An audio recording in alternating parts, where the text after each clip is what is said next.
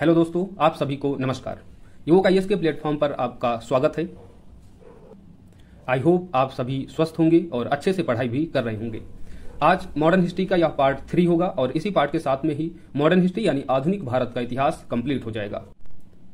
हमने अपने पार्ट 1 में यूरोपीय कंपनियों के आगमन से स्टार्ट किया था मॉडर्न हिस्ट्री को, और पार्ट 1 में यूरोपीय कंपनियों का आगमन, फिर यूरोपीय जो थे उसमें फ्रांसीसी, पुर्तगाली, डच, इन सभी के बारे में हमने अच्छे से पढ़ा था। प्लासी का युद्ध, बक्सर का युद्ध और फिर कई जो युद्ध होते हैं, कर्नाटक, आंग्ल मैसूर युद्ध, मराठा युद्ध, सिख युद्ध, इन सभी के बारे में पढ़ा था। गवर्नर जनरल, वायसराय से संबंधित जो भी महत्वपूर्ण तथ्य आपके एग्जाम के लिए रिलेवेंट हैं, उन सब पर चर्चा की थी। फिर हमने अपने पार्ट 2 में ब्रिटिश कालीन भू राजस्व व्यवस्था के संबंध में देखा था, जो भी इंपॉर्टेंट चीजें थी, ब्रिटिश कालीन कुछ समितियां, और उसके बाद में धन निष्कासन के सिद्धांत, दादा भाई नौरोजी, रमेश चंद्र दत्त, 1857 का विद्रोह अच्छे से देखा था। फिर कुछ सामाजिक धार्मिक आंदोलनों के बारे में पढ़ा था, नागरिक आंदोलनों के बारे में, जनजातीय आंदोलन, मुस्लिम सामाजिक धार्मिक आंदोलन, ये सारी चीजें हमने कवर कर ली थी अपने पार्ट 2 में। आज हम पार्ट 3 स्टार्ट करेंगे और इस पार्ट में स्टार्ट करेंगे कांग्रेस से, यानी 1885 से 1947 भारत की आजादी तक जो भी राष्ट्रीय मूवमेंट होते हैं उन सभी के बारे में पढ़ेंगे। आज का यह पार्ट बहुत ही इंपॉर्टेंट हो जाता है आपके एग्जाम के लिए। आप किसी भी स्टेट पीसीएस की तैयारी कर रहे हो, खासकर हमारा जो टारगेट है वह बीपीएससी को लेकर है, लेकिन इसके अलावा अगर आप किसी अन्य एग्जाम की तैयारी भी कर रहे हैं तो भी यह वीडियो आपके लिए महत्वपूर्ण है, क्योंकि इन वीडियो में ऐसे तथ्य दिए जा रहे हैं जो सभी एग्जामों के लिए रिलेवेंट है। इस वीडियो में, क्लासेज में कोई भी ऐसे तथ्य नहीं है जो एग्जाम के लिए अनरिलेवेंट हो, क्योंकि हमें यह पता होता है अगर एग्जाम निकालना है तो आप लोगों को सबसे ज्यादा इस चीज पर फोकस करना है कि हमको क्या पढ़ना चाहिए जो हमारे एग्जाम के लिए महत्वपूर्ण है। नहीं तो पढ़ने के लिए बहुत सारी चीजें हैं, मोटी मोटी किताबें हैं मॉडर्न हिस्ट्री की, तो आप उनको पढ़ते रह जाइए, लेकिन एग्जाम आपका नहीं निकलेगा। तो जरूरी है कि नॉलेज से ज्यादा हम टू द पॉइंट पढ़े, एक स्मार्ट स्ट्रेटजी के साथ पढ़े। तो हमारा वही उद्देश्य है, आपको कम से कम चीजें देकर आपका एग्जाम निकलवाना। तो स्टार्ट करते हैं ज्यादा देर न करते हुए। चैनल पर नए होते इसे सब्सक्राइब कर नोटिफिकेशन बेल को जरूर प्रेस करें, ताकि ऐसे ही जो फ्री वीडियो हमारे द्वारा दिए जा रहे हैं वो आप तक सबसे पहले पहुंचते रहे। युवक आईएएस पर मेंस की क्लासेस भी स्टार्ट है, उनको भी आप अटेंड कर सकते हैं। बाकी इसके बाद आप कमेंट बॉक्स में अपने सुझाव दीजिए, जो भी इसके बाद सब्जेक्ट आप लोगों को पढ़ना है उसके बारे में बताइएगा।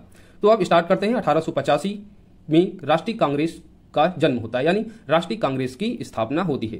इसकी स्थापना कौन करता है? तो एलन ऑक्टेवियन हुम द्वारा 1885 में इसकी स्थापना की जाती है, भारतीय राष्ट्रीय कांग्रेस। स्थापना के समय भारत का वायसराय कौन था? अगर आपसे पूछा जाए तो आप बताएंगे लॉर्ड डफरिन। कांग्रेस का प्रथम अधिवेशन 28 दिसंबर 1885 को मुंबई के गोकुलदास तेजपाल संस्कृत महाविद्यालय परिसर में हुआ था। तो 1885 में भारतीय राष्ट्रीय कांग्रेस की स्थापना होती है, किसके द्वारा? एलन ऑक्टेवियन हुम द्वारा। और इसकी सबसे पहला जो इसका अधिवेशन होता है वह 28 दिसंबर 1885 को मुंबई के गोकुलदास तेजपाल संस्कृत महाविद्यालय के परिसर में प्रथम राष्ट्रीय कांग्रेस का आयोजन किया जाता है। भारतीय राष्ट्रीय कांग्रेस के संबंध में कुछ महत्वपूर्ण तथ्य हैं, जैसे आपसे अक्सर पूछा जाता है कि इसके पहले अध्यक्ष कौन थे, तो आप बताएंगे WC बनर्जी। प्रथम मुस्लिम अध्यक्ष कौन थे? तो आप बताएंगे बदरुद्दीन तैयब जी। प्रथम यूरोपीय अध्यक्ष कौन थे? तो आप बताएंगे जॉर्ज यूले। प्रथम महिला अध्यक्ष कौन थी? तो एनी बेसेंट भारतीय राष्ट्रीय कांग्रेस की प्रथम महिला अध्यक्ष बनी थी। और अगर आपसे पूछा जाए प्रथम भारतीय महिला अध्यक्ष कौन थी, क्योंकि एनी बेसेंट जो थी वह भारत की नहीं थी, आपको पता होगा। अगर आपसे प्रथम भारतीय महिला अध्यक्ष के बारे में पूछा जाए कि प्रथम भारतीय महिला अध्यक्ष कौन थी जो भारतीय राष्ट्रीय कांग्रेस की अध्यक्ष बनी, तो आप बताएंगे सरोजिनी नायडू। सबसे युवा अध्यक्ष कौन बने थे भारतीय राष्ट्रीय कांग्रेस में? तो मौलाना अबुल कलाम आजाद। ये कुछ महत्वपूर्ण तथ्य हैं जिन्हें आपको याद रखना चाहिए। अब हम भारतीय राष्ट्रीय कांग्रेस के प्रमुख अधिवेशन देखेंगे। ऐसे अधिवेशनों को इसमें देखेंगे कि जिन अधिवेशनों में कुछ महत्वपूर्ण चीजें हुई हों, उन अधिवेशनों को हम शामिल करेंगे, क्योंकि अक्सर पूछा जाता है। जैसे 1885 का पहला अधिवेशन कहां हुआ? मुंबई में। और इसकी अध्यक्षता किसने की थी? WC बनर्जी ने। इस अधिवेशन की खास बात यह थी कि इस अधिवेशन में 72 प्रतिनिधि जो हैं शामिल हुए थे, यानी पहला जो भारतीय राष्ट्रीय कांग्रेस का अधिवेशन हुआ था उसमें 72 प्रतिनिधियों ने भाग लिया था। ये अक्सर आपसे क्वेश्चन पूछा जाता है। पहला अधिवेशन कहां हुआ? मुंबई में। अध्यक्ष कौन थे? WC बनर्जी। और विशेषता क्या है कि 72 प्रतिनिधि इसमें शामिल हुए। दूसरा जो अधिवेशन हुआ था वह कलकत्ता में हुआ था 1886 में, यानी 1 साल बाद ही। तो दादा भाई नौरोजी प्रथम पारसी अध्यक्ष इसके बने, यानी जो दूसरा 1886 में कलकत्ता में अधिवेशन हुआ तो उसकी अध्यक्षता दादा भाई नौरोजी ने की थी। और दादा भाई नौरोजी कौन थे? ये पारसी थे। इसकी विशेषता यह थी कि नेशनल एसोसिएशन कांग्रेस का राष्ट्रीय कांग्रेस में विलय हो गया। तो एक नेशनल एसोसिएशन कांग्रेस था जिसका इसी राष्ट्रीय कांग्रेस में विलय हो गया था। डफरिन ने सभी सदस्यों को गार्डन पार्टी पर आमंत्रित किया था। तो इसकी एक विशेषता सबसे इंपॉर्टेंट आप लोगों को याद रखनी है कि नेशनल एसोसिएशन कांग्रेस जो थी उसका इसमें विलय हो जाता है। अब 1887 को इसका तीसरा अधिवेशन कहां होता है? मद्रास में, और इसकी जो अध्यक्षता करते हैं बदरुद्दीन तैयब जी। बदरुद्दीन तैयब जी प्रथम मुस्लिम अध्यक्ष हो जाते हैं। विशेषता इसकी थी कि सर्वप्रथम तमिल भाषा में भाषण दिया गया था इस अधिवेशन में। शास्त्र अधिनियम के विरोध में प्रस्ताव भी पारित किया गया था। क्योंकि आप जान रहे हैं मद्रास में हुआ, तो ऑब्वियसली है कि दक्षिण भारत की भाषा में आप थोड़ा सा गेस भी कर सकते हैं। तो तीसरा जो अधिवेशन 1887 में हुआ था मद्रास में, यहां पर सर्वप्रथम तमिल भाषा में भाषण दिया गया था और अध्यक्षता किसने की थी? तो बदरुद्दीन तैयब जी, जो प्रथम मुस्लिम अध्यक्ष बन गए थे। नेक्स्ट 1888, ये चौथा अधिवेशन है, इलाहाबाद प्रयागराज में हुआ था। यहां पर प्रथम अंग्रेज अध्यक्ष जॉर्ज यूले ने इसकी अध्यक्षता की थी अधिवेशन की, और इसकी विशेषता यह थी कि अधिवेशन की जॉर्ज यूले प्रथम यूरोपीय अध्यक्ष बने। इस अधिवेशन में पहली बार लाला लाजपत राय ने हिंदी में भाषण दिया था। तो लाला लाजपत राय ने हिंदी में भाषण किस अधिवेशन में दिया था? तो 1888 का जो चौथा राष्ट्रीय कांग्रेस अधिवेशन इलाहाबाद प्रयागराज में हुआ था, उसमें लाला लाजपत राय ने हिंदी में भाषण दिया था।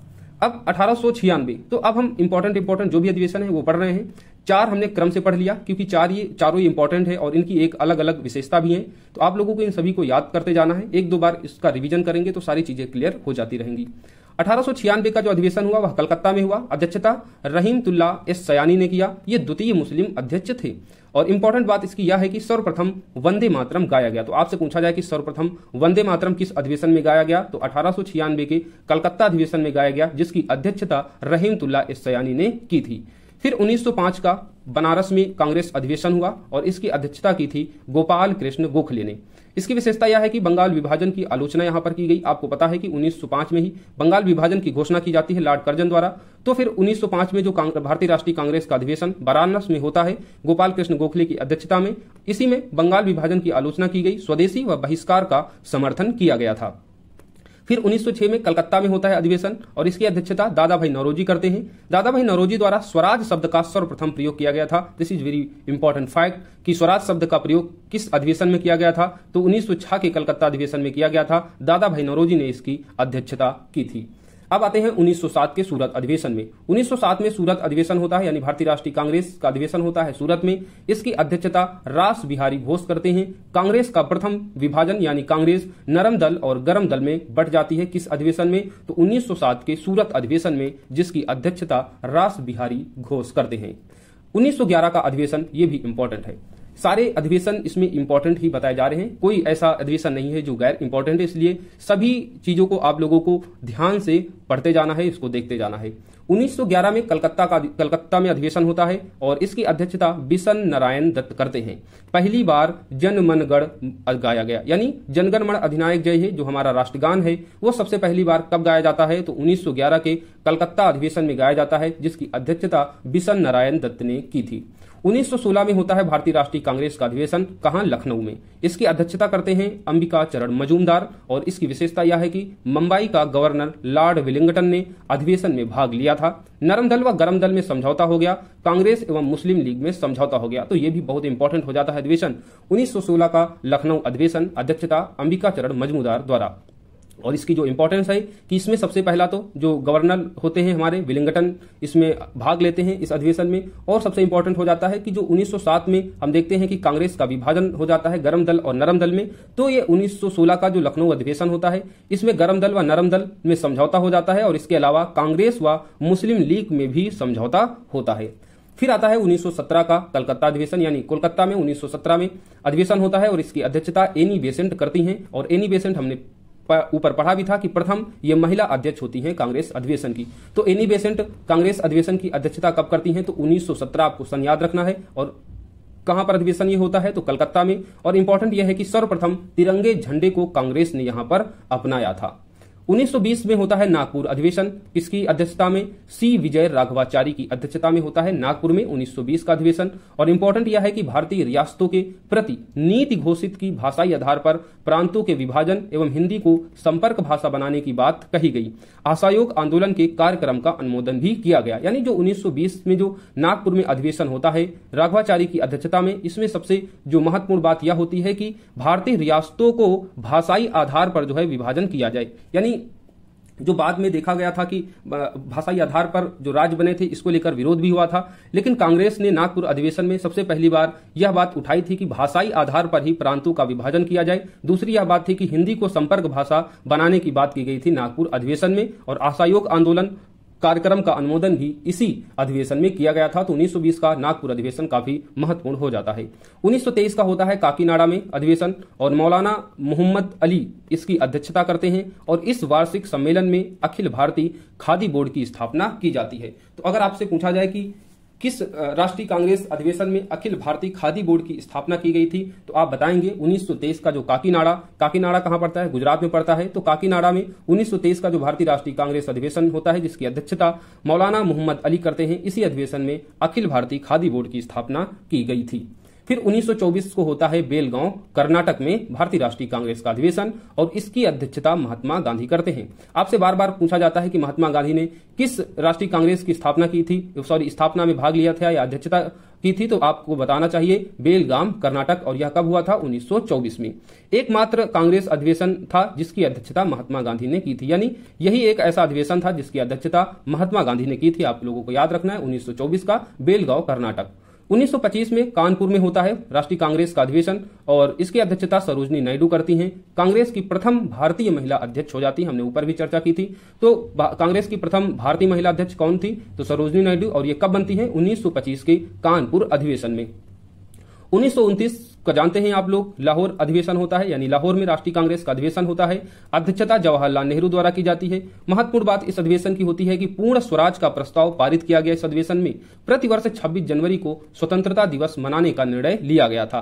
तो अगर आपसे कोई पूछे कि 26 जनवरी को ही क्यों पूर्ण रूप से गणतंत्र दिवस मनाया जाता है, आप जानते हैं कि 29 नवंबर को भारतीय संविधान को अडॉप्ट कर लिया गया था, लेकिन फिर भी 26 जनवरी को ही पूर्ण रूप से गणतंत्र दिवस के रूप में मनाते हैं। इसका कारण यही था कि जो 1929 का लाहौर अधिवेशन होता है जवाहरलाल नेहरू की अध्यक्षता में, इस अधिवेशन में यह घोषणा की जाती है कि प्रतिवर्ष 26 जनवरी को स्वतंत्रता दिवस मनाया जाएगा। और दूसरा इसमें सबसे इंपॉर्टेंट, हर बार पूछा जाता है कि पूर्ण स्वराज का प्रस्ताव किस अधिवेशन में पारित किया गया था, तो आप बताएंगे 1929 के लाहौर अधिवेशन में। आपको अगर कमेंट बॉक्स में बताना है कि स्वराज शब्द का प्रयोग किस अधिवेशन में सबसे पहली बार किया गया था, अभी हमने ऊपर पढ़ा भी था। अब आते हैं 1931 के कराची अधिवेशन में। 1931 में कराची में होता है राष्ट्रीय कांग्रेस का अधिवेशन और इसकी अध्यक्षता करते हैं वल्लभ भाई पटेल।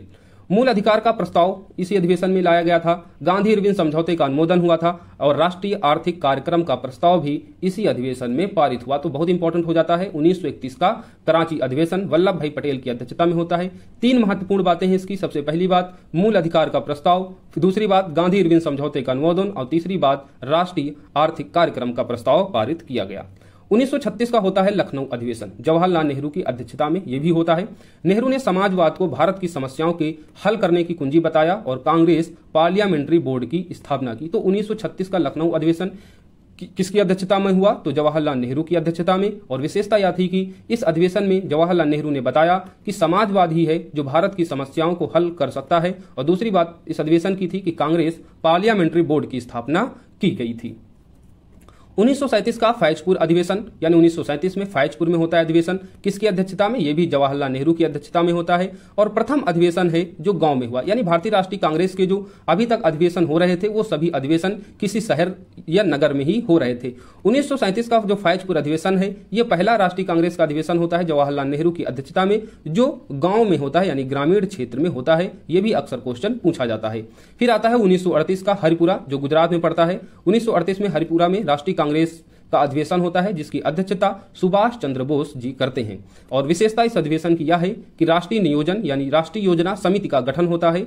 सुभाष चंद्र बोस ने हिंदी भाषा के लिए रोमन लिपि लागू करने की वकालत की थी और झंडा गीत की स्वीकृति भी इसी अधिवेशन में मिली। तो 3 बातें इसमें महत्वपूर्ण निकल कर आती हैं हरिपुरा अधिवेशन में कि राष्ट्रीय योजना समिति का गठन हुआ, दूसरा सुभाष चंद्र बोस ने हिंदी भाषा के लिए किस लिपि की बात की थी, तो रोमन लिपि लागू करने की बात की थी। हालांकि जो भारत में जो हिंदी के लिए जो लिपि है वह देवनागरी लिपि है, हालांकि सुभाष चंद्र बोस ने इसके लिए कौन सी लिपि की बात की थी, तो रोमन लिपि लागू करने की बात की थी। और तीसरी महत्वपूर्ण बात, इसमें झंडा गीत को भी स्वीकृति मिली थी।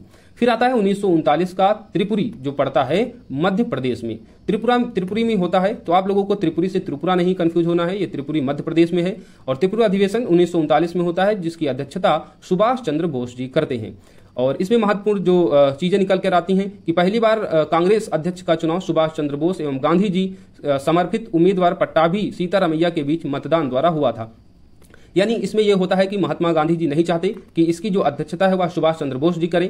गांधी जी जो अपना उम्मीदवार तय करते हैं वो किससे तय करते हैं? पट्टाभी सीतारामैया। तो पट्टाभी सीतारामैया और सुभाष चंद्र बोस के बीच यहां पर एक प्रकार से निर्वाचन होता है, मतदान होता है कि इसमें इसकी अध्यक्षता कौन करेगा। हालांकि सुभाष चंद्र बोस जीत जाते हैं, परंतु कार्यकारिणी के गठन के प्रश्न पर उन्होंने त्याग पत्र दे दिया। तब डॉक्टर राजेंद्र प्रसाद को इसका अध्यक्ष बनाया गया। तो महत्वपूर्ण हो जाता है 1939 का त्रिपुरी अधिवेशन सुभाष चंद्र बोस की अध्यक्षता में होता है और इसी अध्यक्षता में गांधी जी और सुभाष चंद्र बोस के बीच मतभेद देखने को मिलता है। महात्मा गांधी जी जो उम्मीदवार बनाते हैं वो पट्टाभी सीतारामैया को बनाते हैं। जीतता कौन है? सुभाष चंद्र बोस जीतते हैं, लेकिन सुभाष चंद्र बोस बाद में त्यागपत्र दे देते हैं। फिर उसके बाद जो इसकी अध्यक्षता होती है वह होती है डॉक्टर राजेंद्र प्रसाद द्वारा। तो आपको यह फैक्ट याद रखना है।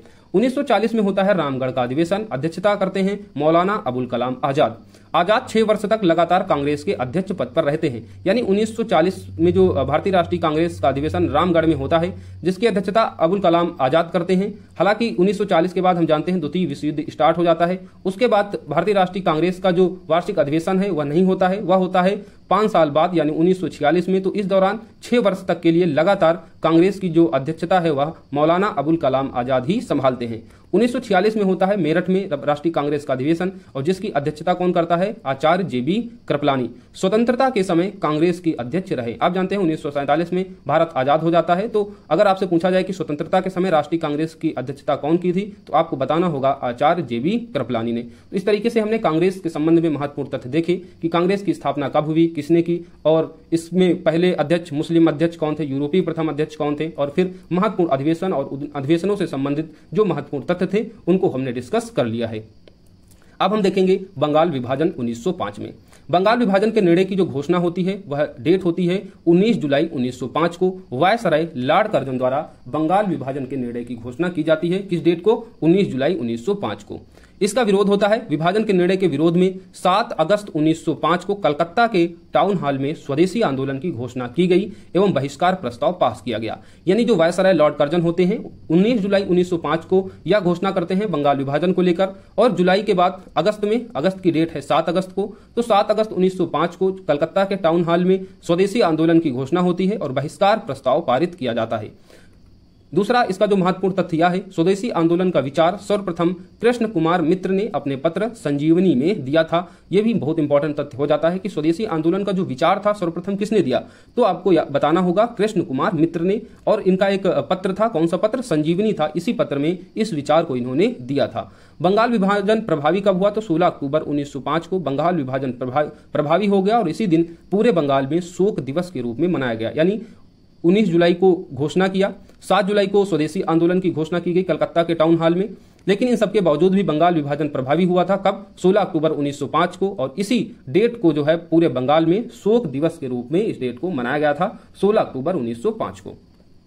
गोपाल कृष्ण गोखले महात्मा गांधी के राजनीतिक गुरु थे। इन्होंने 1905 में सर्वेंट ऑफ इंडिया सोसाइटी की स्थापना की थी। तो 1905 का भी एक इंपॉर्टेंट तथ्य है। पहला तो स्वदेशी आंदोलन और दूसरा गोपाल कृष्ण जो गोखले थे महात्मा गांधी के राजनीतिक गुरु थे, इन्होंने 1905 में सर्वेंट ऑफ इंडिया सोसाइटी की स्थापना भी की थी। यह भी आपको याद रखना है।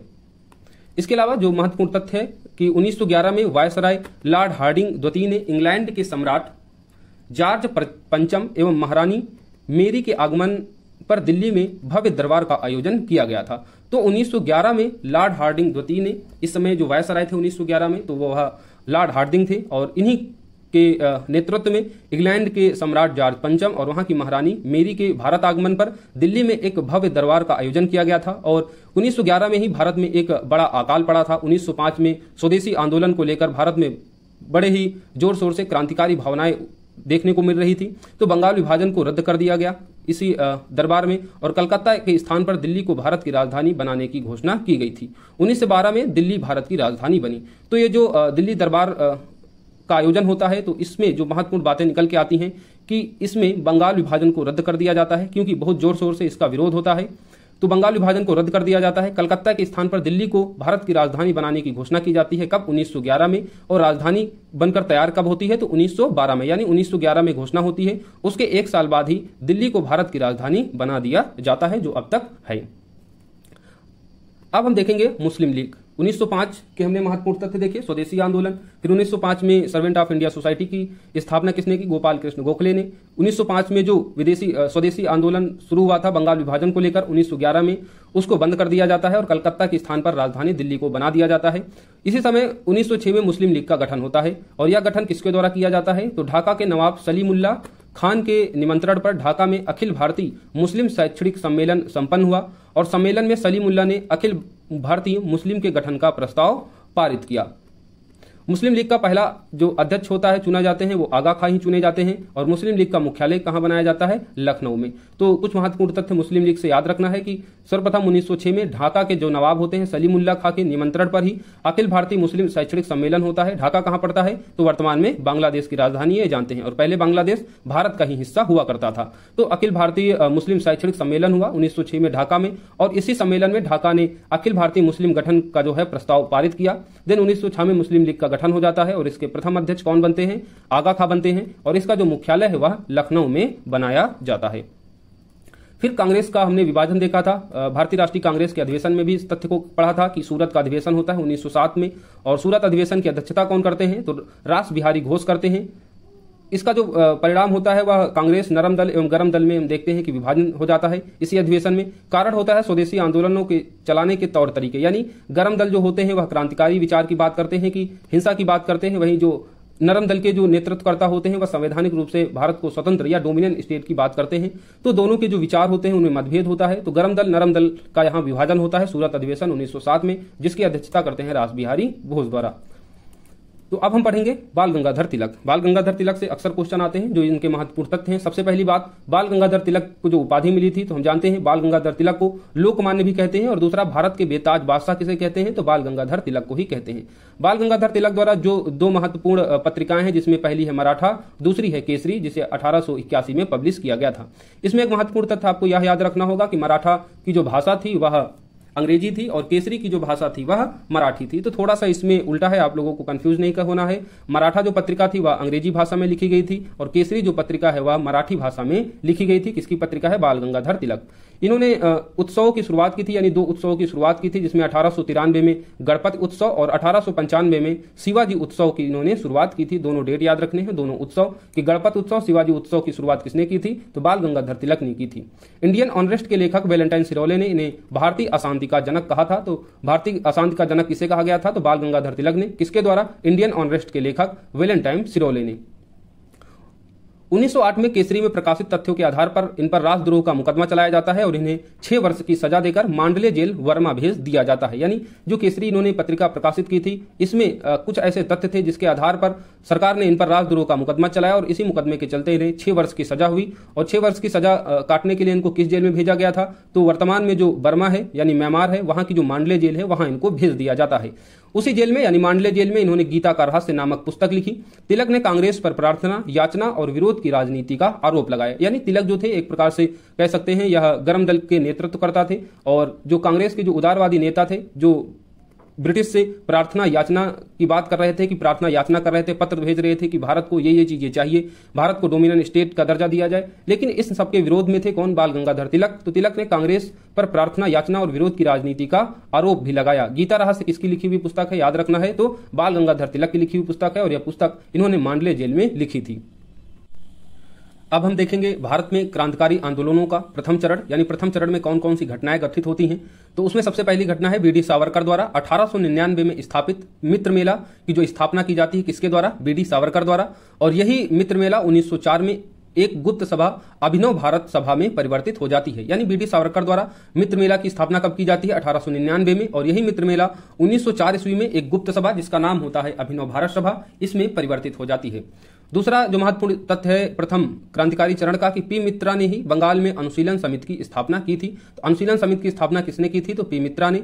30 अप्रैल 1908 को बंगाल में खुदीराम बोस और प्रफुल्ल चाकी द्वारा मुजफ्फरपुर के न्यायाधीश किंग्सफोर्ड की गाड़ी पर बम फेंका जाता है, परंतु दुर्भाग्यवश किंग्सफोर्ड बच जाते हैं और प्रफुल्ल चाकी ने आत्महत्या कर ली तथा खुदीराम बोस को गिरफ्तार कर लिया जाता है। दिन 1908 में मात्र 15 वर्ष की आयु में इन्हें फांसी दे दी जाती है।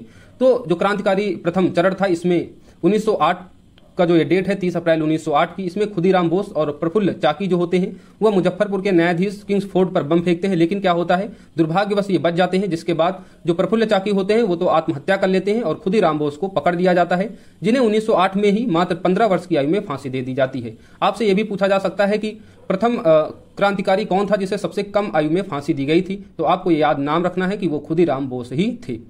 23 दिसंबर 1912 को दिल्ली में वायसराय लॉर्ड हार्डिंग द्वितीय के काफिले पर बम फेंका जाता है और इस घटना में रास बिहारी बोस और सचिन सन्याल की भूमिका होती है। यानी दिल्ली में वायसराय लॉर्ड हार्डिंग के काफिले पर भी बम फेंका जाता है, किसके द्वारा, तो रास बिहारी बोस और सचिन सन्याल के द्वारा 23 दिसंबर 1912 को। हम जानते हैं कि भारत के अलावा विदेशों में भी क्रांतिकारी गतिविधियां होती रहती हैं, तो विदेशों में क्रांतिकारी आंदोलनों की कौन सी प्रमुख गतिविधियां थी उनके बारे में देख लेते हैं, क्योंकि यहां से भी अक्सर क्वेश्चन बनते हैं। श्यामजी कृष्ण वर्मा ने 1905 में लंदन में भारत स्वशासन समिति, जिसे इंडिया होम रूल सोसाइटी भी कहा जाता है, की स्थापना की थी। तो श्यामजी कृष्ण वर्मा 1905 में कहां पर, लंदन में स्वशासन समिति यानी इंडिया होम रूल सोसाइटी की स्थापना की थी। मैडम भीखाजी कामा ने 1907 में स्टुटगार्ट, जो जर्मनी का एक प्रांत है, यहां पर अंतर्राष्ट्रीय समाजवाद कांग्रेस के सम्मेलन में भारत का राष्ट्रीय तिरंगा जो हरा, पीला व लाल रंग का था फहराया था इन्होंने यहीं पर, और इन्हें भारतीय क्रांति की माता भी कहा जाता है। तो मैडम भीखाजी कामा, अक्सर इनसे क्वेश्चन पूछा जाता है कि इन्होंने सबसे पहले कहां राष्ट्रीय तिरंगा फहराया था, तो आपको याद रखना है स्टुटगार्ट जो जर्मनी का एक प्रांत है, 1907 में यहीं पर अंतर्राष्ट्रीय समाजवाद कांग्रेस के सम्मेलन में भारत का राष्ट्रीय तिरंगा जिसका रंग था हरा, पीला और लाल फहराया गया था, और मैडम भीखाजी कामा को हम भारतीय क्रांति की माता भी कहते हैं। 1 नवंबर 1913 को लाला हरदयाल ने सैन फ्रांसिस्को, जो अमेरिका का एक प्रांत है, गदर पार्टी की स्थापना की थी। कब, 1913 में लाला हरदयाल द्वारा गदर पार्टी की स्थापना कहां की जाती है, तो सैन फ्रांसिस्को में, और सोहन सिंह भगाना इस पार्टी के अध्यक्ष होते हैं। ये तथ्य भी याद रखना है कि गदर पार्टी की जो अध्यक्षता की थी वह सोहन सिंह भगाना ने की थी, और इसकी जो स्थापना की थी लाला हरदयाल ने सैन फ्रांसिस्को में। अब इसके अलावा कुछ और भी महत्वपूर्ण घटनाएं हैं, जैसे कामागाटुआ मारू की घटना देखते हैं, 1914 में होती है। कभी कभी क्रम लगाने के लिए पूछ दिया जाता है कि क्रम वाइज डेट के अनुसार इनको आरोही या अवरोही क्रम में बताइए, तो आपको बस ये डेट याद रखनी है कि कामागाटुआ मारू जो प्रकरण की घटना होती है वह 1914 में होती है। मार्ला मिंटो जो सुधार होता है वह 1909 में आता है। दिल्ली दरबार 1911 में। प्रथम विश्व युद्ध कब स्टार्ट होता है, 1914 से 1918। आप देख सकते हैं सारी चीजें सिक्वेंस में है, यानी 1914 से 1918 तक चलता है प्रथम विश्व युद्ध। होम रूल आंदोलन जो होता है वह 1916 में स्टार्ट होता है एनी बेसेंट द्वारा, और दो एक्चुअली होम रूल स्टार्ट होते हैं। एक होम रूल स्टार्ट होता है एनी बेसेंट द्वारा, और दूसरा प्रांतीय होम रूल जो आंदोलन स्टार्ट होता है बाल गंगाधर तिलक द्वारा। तो होम रूल लीग आंदोलन बेसिकली जो ज्यादा महत्वपूर्ण है वह एनी बेसेंट द्वारा, ऑल इंडिया था वह। तो ये कब स्टार्ट हुआ था, 1916 में। फिर लखनऊ समझौता हुआ 1916 में ही। मांटेगू घोषणा जो होती है वह 1917 में होती है, और इसी घोषणा के साथ में होम रूल आंदोलन जो है समाप्त कर दिया जाता है। मांटेगू चेम्सफोर्ड सुधार आते हैं 1919 को। अब हम लोग लखनऊ समझौते से संबंधित कुछ महत्वपूर्ण तथ्य देखेंगे। हालांकि हमने कांग्रेस अधिवेशन के दौरान इसको डिस्कस किया था कि 1916 में अंबिकाचरण मजूमदार की अध्यक्षता में भारतीय राष्ट्रीय कांग्रेस का वार्षिक अधिवेशन कहां होता है, तो लखनऊ में होता है। और इस अधिवेशन में बाल गंगाधर तिलक एवं एनी बेसेंट के प्रयासों से नरम दल एवं गरम दल का पुनः मिलन हो जाता है। तो ये आपके लिए एक एडिशनल पॉइंट हो जाता है कि किनके प्रयासों से नरम दल और गरम दल का पुनः मिलन होता है, तो आपको बताना होगा बाल गंगाधर तिलक और एनी बेसेंट के प्रयासों से।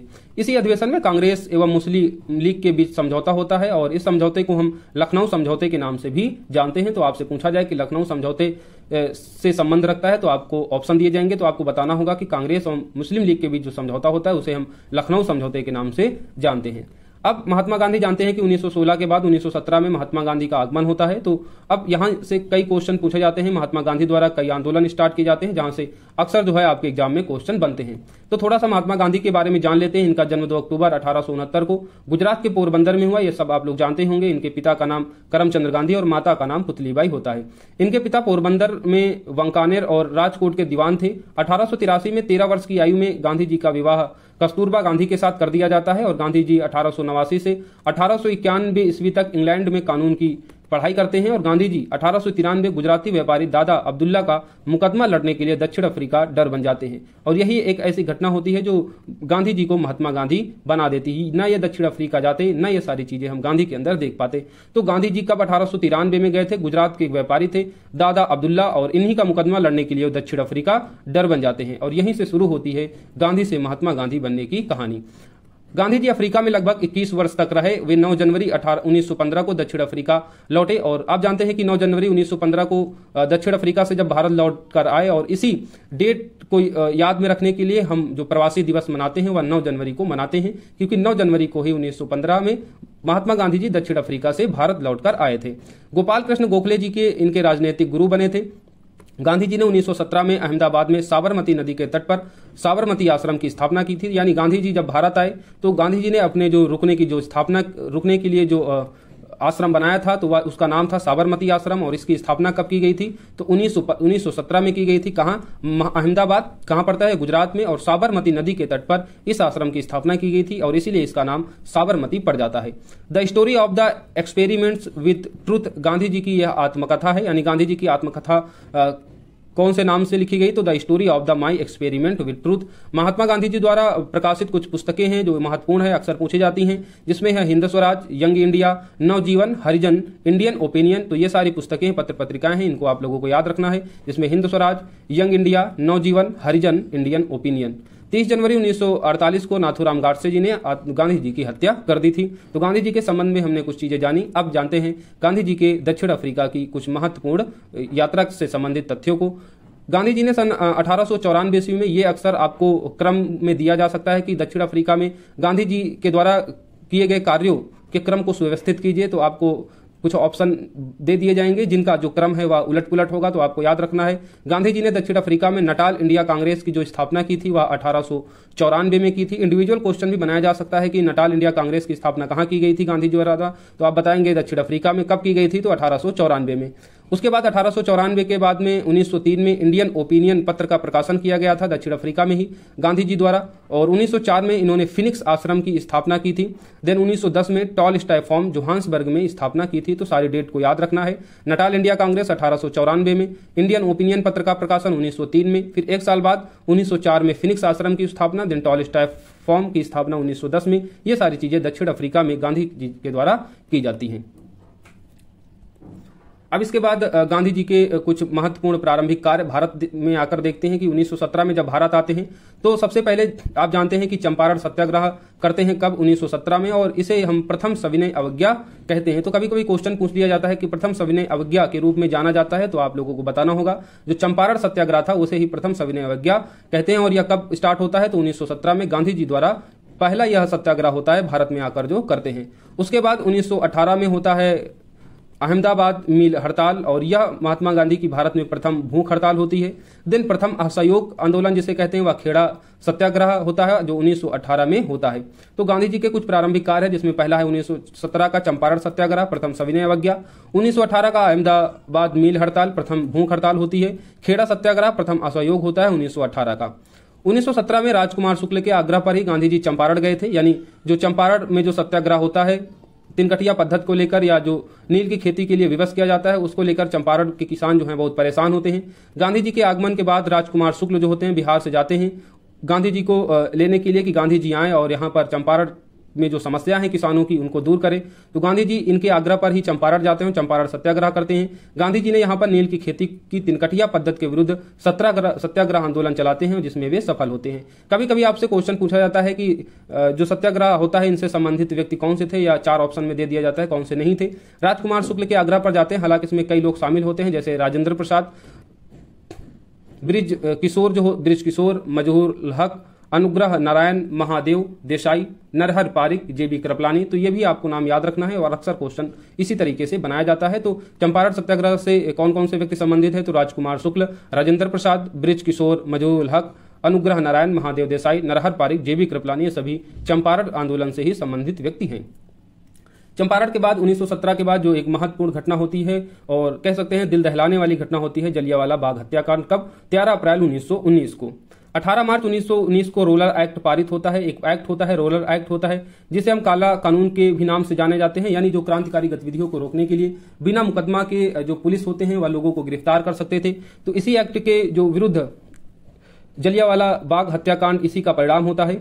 आगे आगे हम पढ़ते जाएंगे, सारी चीजें आपको क्लियर होती जाएंगी। तो 18 मार्च 1919 को रोलर एक्ट पारित हुआ और 9 अप्रैल 1919 को पंजाब के लेफ्टिनेंट गवर्नर माइकल ओडायर के आदेश पर पंजाब के 2 लोकप्रिय नेताओं जैसे डॉक्टर सत्यपाल एवं डॉक्टर सैफुद्दीन किचलू को गिरफ्तार कर लिया जाता है और इस घटना से जनता में रोष उत्पन्न हो जाता है। तो हमने बताया कि रूरल एक्ट ऐसा एक्ट था कि जो क्रांतिकारी गतिविधियां थी शंका के आधार पर पुलिस उन्हें पकड़ सकती थी। तो पंजाब के 2 व्यक्ति थे जिनको गिरफ्तार कर लिया जाता है। व्यक्तियों के नाम क्या थे? डॉक्टर सत्यपाल और डॉक्टर सैफुद्दीन किचलू। और इनकी गिरफ्तारी के बाद में ही इस घटना से जनता में काफी रोष उत्पन्न हो जाता है और इसके लिए 10 अप्रैल 1919 को अमृतसर शहर का प्रशासन सैन्य अधिकारी ब्रिगेडियर जनरल आर डायर को सौंप दिया जाता है। यानी पंजाब में इस घटना को लेकर और काफी चीजें जो हैं जनता में काफी रोष उत्पन्न होता है, कई सारे विरोधी वहां पर घटनाएं होने लगती हैं। तो अमृतसर शहर में इन सब चीजों को कंट्रोल करने के लिए जो सैन्य अधिकारी होते हैं वो जनरल आर डायर को सौंप दिया जाता है कि आप अमृतसर का जो है प्रशासन संभालिए। दिन 13 अप्रैल 1919 जो बैसाखी का दिन होता है, जलियांवाला बाग में एक विशाल सभा का आयोजन किया जाता है और जिस पर जनरल आर डायर ने अंधाधुंध गोली चला दिया जाता है। तो 13 अप्रैल 1919 को बैसाखी का जो दिन होता है यहाँ पर एक सभा का आयोजन किया जाता है और इसी सभा के दौरान जनरल आर डायर ने अंधाधुंध गोली चलाते और इसके दौरान कई लोगों की यहाँ पर जान चली जाती है। इस हत्याकांड के विरोध में शंकर नायर ने वायसराय की कार्यकारिणी परिषद की सदस्यता से इस्तीफा दे दिया था। तो ये इंपॉर्टेंट तथ्य हो जाता है, आपसे पूछा जाता है कि वायसराय की कार्यकारिणी परिषद से किसने इस्तीफा दे दिया था, तो आपको बताना होगा शंकर नायर ने। जलियांवाला बाग हत्याकांड के विरोध में रविन्द्रनाथ टैगोर ने नाइटहुड की उपाधि को त्याग दिया था, यानी अंग्रेजों ने इनको नाइटहुड की उपाधि दी थी, लेकिन जलियांवाला बाग हत्याकांड के दौरान रविन्द्रनाथ टैगोर ने इस उपाधि को वापस कर दिया था। कांग्रेस ने भी इस हत्याकांड की जांच के लिए मदन मोहन मालवीय की अध्यक्षता में तहकीकात कमेटी का गठन किया जाता है। तो तहकीकात कमेटी का गठन किससे संबंधित है? तो जलियांवाला बाग हत्याकांड की जांच के लिए, और कांग्रेस ने इसका गठन किया था किसकी अध्यक्षता में? मदन मोहन मालवीय की अध्यक्षता में। ये सारे तथ्य आपको याद रखने हैं। 1919 के बाद 1920-22 में होता है असहयोग आंदोलन, जो आपके एग्जाम में अक्सर पूछा जाता है और इससे संबंधित हम अब महत्वपूर्ण तथ्य देखेंगे। लाला लाजपत राय की अध्यक्षता में सितंबर 1920 में कांग्रेस का विशेष अधिवेशन कोलकाता में आयोजित होता है। हमने कांग्रेस के अधिवेशनों में इसको पढ़ा था कि जो असहयोग आंदोलन का जो अनुमोदन प्रस्तावित होता है वह जो कलकत्ता में अधिवेशन होता है 1920 का, उसी में इसको आयोजित किया जाता है लाला लाजपत राय की अध्यक्षता में। और इसी अधिवेशन में स्वराज की प्राप्ति के लिए असहयोग आंदोलन को चलाने की स्वीकृति भी प्रदान की जाती है। तो आपसे यह भी पूछा जा सकता है कि किस अधिवेशन में असहयोग आंदोलन को चलाने की स्वीकृति दी जाती है? तो कलकत्ता के अधिवेशन में, जिसकी अध्यक्षता लाला लाजपत राय 1920 में करते हैं। महात्मा गांधी ने 1 अगस्त 1920 को असहयोग आंदोलन प्रारंभ किया और दुर्भाग्य से इसी दिन तिलक का निधन हो जाता है। तो ये एक इंपॉर्टेंट कह सकते हैं महत्वपूर्ण टाइम था, जहां पर एक ओर तो 1 अगस्त 1920 को असहयोग आंदोलन प्रारंभ हो रहा था, वहीं दूसरी ओर भारत के एक क्रांतिकारी नेता बाल गंगाधर तिलक का निधन हो जाता है। तो बाल गंगाधर तिलक का निधन कब होता है? 1 अगस्त 1920 को, और इसी दिन जो है आंदोलन जो है प्रारंभ होता है। तो ये दोनों चीजें महत्वपूर्ण है, आपको याद रखनी होंगी। दिसंबर 1920 में नागपुर में आयोजित कांग्रेस के वार्षिक अधिवेशन में असहयोग आंदोलन का प्रस्ताव अंतिम रूप से पारित कर दिया जाता है। यानी दिसंबर 1920 में एक नागपुर का विशेष अधिवेशन होता है और इसी अधिवेशन में अंतिम रूप से असहयोग आंदोलन को प्रस्तावित कर दिया जाता है और इस प्रस्ताव को C.R. दास ने प्रस्तुत किया था। This is the very important fact कि असहयोग आंदोलन का जो प्रस्ताव था किसने प्रस्तुत किया था? तो आप बताएंगे C.R. दास, यानी चित्तरंजन दास ने इसको प्रस्तुत किया था। नागपुर का जो अधिवेशन था और अंतिम रूप से इसी अधिवेशन में असहयोग आंदोलन का प्रस्ताव पारित हुआ था। तो आपको कंफ्यूज नहीं होना है कि कलकत्ता का जो विशेष अधिवेशन होता है यहाँ पर आंदोलन चलाने की स्वीकृति दी जाती है कि हम लोग असहयोग आंदोलन चलाएंगे, लेकिन अब चलाने की केवल बात करने पर तो नहीं चलाया जा सकता है। तो इसकी चलाने के लिए जो अंतिम स्वीकृति होती है वह नागपुर का जो अधिवेशन होता है यहाँ पर इसको अंतिम स्वीकृति मिलती है। और एक तथ्य और आपको याद रखना है क्या, कि चित्तरंजन दास द्वारा असहयोग आंदोलन का प्रस्ताव पारित किया गया था और इसमें असहयोग आंदोलन का नेतृत्व किसने किया था? तो महात्मा गांधी ने 1 अगस्त 1920 को इस आंदोलन को जब प्रारंभ किया और इसी दिन बाल गंगाधर तिलक की मृत्यु भी हो जाती है। असहयोग आंदोलन चलाने के लिए 1921 में तिलक स्वराज फंड की स्थापना होती है। तो तिलक स्वराज फंड की स्थापना होती है कब? 1921 में, और किससे संबंधित है? या तो असहयोग आंदोलन से। महात्मा गांधी ने केसरी हिंद और जमनलाल बजाज ने राय बहादुर की उपाधि त्याग दी थी असहयोग आंदोलन के दौरान। तो आपसे पूछा जाता है कि किस आंदोलन के दौरान महात्मा गांधी ने केसरी हिंद, जो अंग्रेजों ने जो प्रदान की थी गांधी जी को, तो गांधी जी ने केसरी हिंद की उपाधि को त्याग दिया था कब? असहयोग आंदोलन के दौरान। और इसी दौरान जमनलाल बजाज ने, जिन्हें राय बहादुर की उपाधि दी गई थी, इस उपाधि को इन्होंने त्याग दिया था। असहयोग आंदोलन के दौरान विदेशी वस्त्रों के जलाए जाने को रविन्द्रनाथ टैगोर ने निष्ठुर बर्बादी की संज्ञा दी थी। यानी असहयोग आंदोलन के दौरान हम जानते हैं कि जो विदेशी वस्त्र है उनको जलाया जाता है, लेकिन रविन्द्रनाथ टैगोर इस बात के बिल्कुल खिलाफ रहते हैं और इसको इन्होंने कहा था कि यह निष्ठुर बर्बादी की चीजें हैं, यानी ये सारी चीजें ठीक नहीं है। तो आपको यह तथ्य भी याद रखना है कि असहयोग आंदोलन के दौरान किसने यह कहा था कि विदेशी वस्त्रियों को जलाना निष्ठुर बर्बादी है, तो रविंद्रनाथ टैगोर। क्योंकि आपके एग्जाम में स्टेटमेंट भी दिए जाते हैं और पूछा जाता है किससे संबंधित है, तो ये सारी चीजें आपको याद रखनी है। आप लोग previous year question paper solve करेंगे तो आपको पता चलेगा कि ये जो आप वीडियो क्लास अटेंड कर रहे हैं ये कितनी आपके लिए फायदेमंद है। चौरी चौरा कांड अब होता है 4 फरवरी 1922 को, जो असहयोग आंदोलन होता है। और जब चौरी चौरा कांड होता है 4 फरवरी 1922 को, और संयुक्त प्रांत के गोरखपुर जिले में यह चौरी चौरा नामक स्थान है। इसका परिणाम क्या होता है कि 12 फरवरी 1922 को गांधी जी ने असहयोग आंदोलन को स्थगित कर दिया था। कारण यह होता है कि किसानों ने जुलूस पर गोली चलाए जाने के कारण उग्र भीड़ ने थाने में आग लगा दी थी, जिसमें 22 पुलिस कर्मचारी मर गए थे। यानी असहयोग आंदोलन के दौरान ही जो चौरी चौरा है, जो गोरखपुर जिले में पड़ता है, यहाँ पर किसानों के जुलूस पर गोली चलाई और इससे आक्रोशित होकर जो वहां के लोग थे उन्होंने थाने में जाकर थाने को लॉक कर दिया और उसके अंदर कई पुलिस कर्मचारी थे, जिसमें 22 पुलिस कर्मचारी मारे जाते हैं, क्योंकि जो भीड़ थी उन्होंने थाने में आग लगा दी थी। और इससे आहत होकर, क्योंकि गांधी जी नहीं चाहते थे कि आंदोलन में किसी भी प्रकार की हिंसा हो, गांधी जी के लिए आंदोलन पूर्ण रूप से अहिंसावादी था, इसलिए इन्होंने इसको वापस ले लिया। 12 फरवरी को गांधी जी ने इस आंदोलन को रद्द कर दिया था। कारण था चौरी चौरा की घटना। अब इसके बाद स्वराज पार्टी का गठन 1923 में होता है, यानी हम लोग एक सीक्वेंस से पढ़ रहे हैं। 1920-22 में असहयोग आंदोलन, 22 में यह रद्द होता है। देन स्वराज पार्टी का गठन होता है मार्च 1923 में। अब स्वराज पार्टी से संबंधित कुछ महत्वपूर्ण तथ्य देखेंगे जो एग्जाम में आपके पूछे जाते हैं। 1923 के विधानमंडल चुनाव में भाग लेने के लिए मार्च 1923 में चित्तरंजन दास एवं मोतीलाल नेहरू ने इलाहाबाद में स्वराज पार्टी की स्थापना की, जिसमें चित्तरंजन दास इस पार्टी के अध्यक्ष बने और मोतीलाल नेहरू इसके सचिव बने। तो कंफ्यूज नहीं होना है कि कौन अध्यक्ष थे कौन सचिव थे, आप लोगों को बिल्कुल यहां क्लियर कर लेना है कि 1923 का विधानमंडल चुनाव होता है और इस चुनाव में भाग लेने के लिए 1923 में चित्तरंजन दास और मोतीलाल नेहरू कहां पर, तो आपको ये याद रखना है कि इलाहाबाद में स्वराज पार्टी की स्थापना की जाती है और इस पार्टी के जो अध्यक्ष होते हैं वह चित्तरंजन दास होते हैं और सचिव जो होते महासचिव जो होते हैं वह मोतीलाल नेहरू होते हैं। स्वराज पार्टी ने 1925 में विट्ठल भाई पटेल को केंद्रीय विधानमंडल का अध्यक्ष नियुक्त करने में सफलता पाई, यानी एक यह कह सकते हैं सफल कदम था जो 1923 में स्टार्ट किया गया था स्वराज पार्टी की स्थापना को लेकर। और इस स्थापना का उद्देश्य था कि हम विधानमंडल में जाएंगे और जो हमारी बातें हैं उनको ब्रिटिश सरकार के सामने रखेंगे, तो इसमें सफल भी होते हैं। स्वराज पार्टी ने 1925 में विट्ठल भाई पटेल को जो है केंद्रीय विधानमंडल का अध्यक्ष बनाने में सफलता इन्होंने प्राप्त की। तो स्वराज पार्टी से संबंधित जो तथ्य एग्जाम में पूछे जाते हैं उनको डिस्कस कर लिया। देन अब शुरू होता है क्रांतिकारी आंदोलन का द्वितीय चरण। हमने प्रथम चरण में इन सारी बातों को देखा कि किस तरीके से अभिनव भारत सभा की स्थापना होती है, गांधी जी, स्वदेशी आंदोलन, फिर जलियांवाला बाग हत्याकांड, असहयोग आंदोलन और स्वराज पार्टी का गठन। अब क्रांतिकारी आंदोलन का दूसरा चरण स्टार्ट होता है। हिंदुस्तान रिपब्लिक एसोसिएशन HR की स्थापना होती है। अब इसके कौन कौन से महत्वपूर्ण तथ्य हैं, अब इन सभी को हम डिस्कस करेंगे। जिसे HR भी कहते हैं, यानी हिंदुस्तान रिपब्लिक एसोसिएशन, इसकी स्थापना 1924 में की जाती है। किसके द्वारा? सचिंद्र सन्याल, राम प्रसाद बिस्मिल, योगेश चंद्र चटर्जी ने अन्य क्रांतिकारियों के सहयोग से कानपुर में इसकी स्थापना की जाती है। तो आप लोगों को स्थान और व्यक्तियों का नाम याद रखना है, क्योंकि ऑप्शन में अब अक्सर क्वेश्चन इस तरीके से बनाया जाता है कि हिंदुस्तान रिपब्लिक एसोसिएशन की स्थापना जो कानपुर में हुई थी इससे संबंधित व्यक्ति इनमें से कौन से सही नहीं है। तो आप लोगों को 3 नाम दे दिए जाएंगे, सचिन सन्याल, राम प्रसाद बिस्मिल, योगेश चंद्र चटर्जी, और इसके अलावा एक अन्य नाम और दे दिया जाएगा। तो जब तक आपको ये 3 नाम नहीं पता होंगे तब तक आप सही ऑप्शन तक नहीं जा पाएंगे। तो HRA की स्थापना 1924 में होती है। कहां? कानपुर में। सचिन सन्याल, राम प्रसाद बिस्मिल, योगेश चंद्र चटर्जी इसमें मुख्य भूमिका होते हैं और इसके अलावा भी अन्य क्रांतिकारी होते हैं जिनके सहयोग से इसकी स्थापना की जाती है। देन काकोरी कांड होता है 19 अगस्त 1924 को, यानी 9 अगस्त 1924 काकोरी कांड जो होता है वह 9 अगस्त 1925 को होता है। हिंदुस्तान रिपब्लिक एसोसिएशन यानी जो HRA है इसके क्रांतिकारियों ने ही 1925 को लखनऊ के काकोरी नामक स्थान पर 8 डाउन ट्रेन को लूट लिया था और इस घटना के संबंध में 29 क्रांतिकारियों को गिरफ्तार करके मुकदमा चलाया गया। यानी जो HR थी इसी के सदस्यों ने काकोरी जो एक उत्तर प्रदेश की राजधानी लखनऊ में एक स्थान है, इसी स्थान पर एक ट्रेन थी जिसको लूट लिया गया था और इसी को हम काकोरी कांड भी कहते हैं। और इस कांड के बाद में क्या होता है, 29 क्रांतिकारियों को गिरफ्तार कर लिया जाता है और उन पर मुकदमा चलाया जाता है।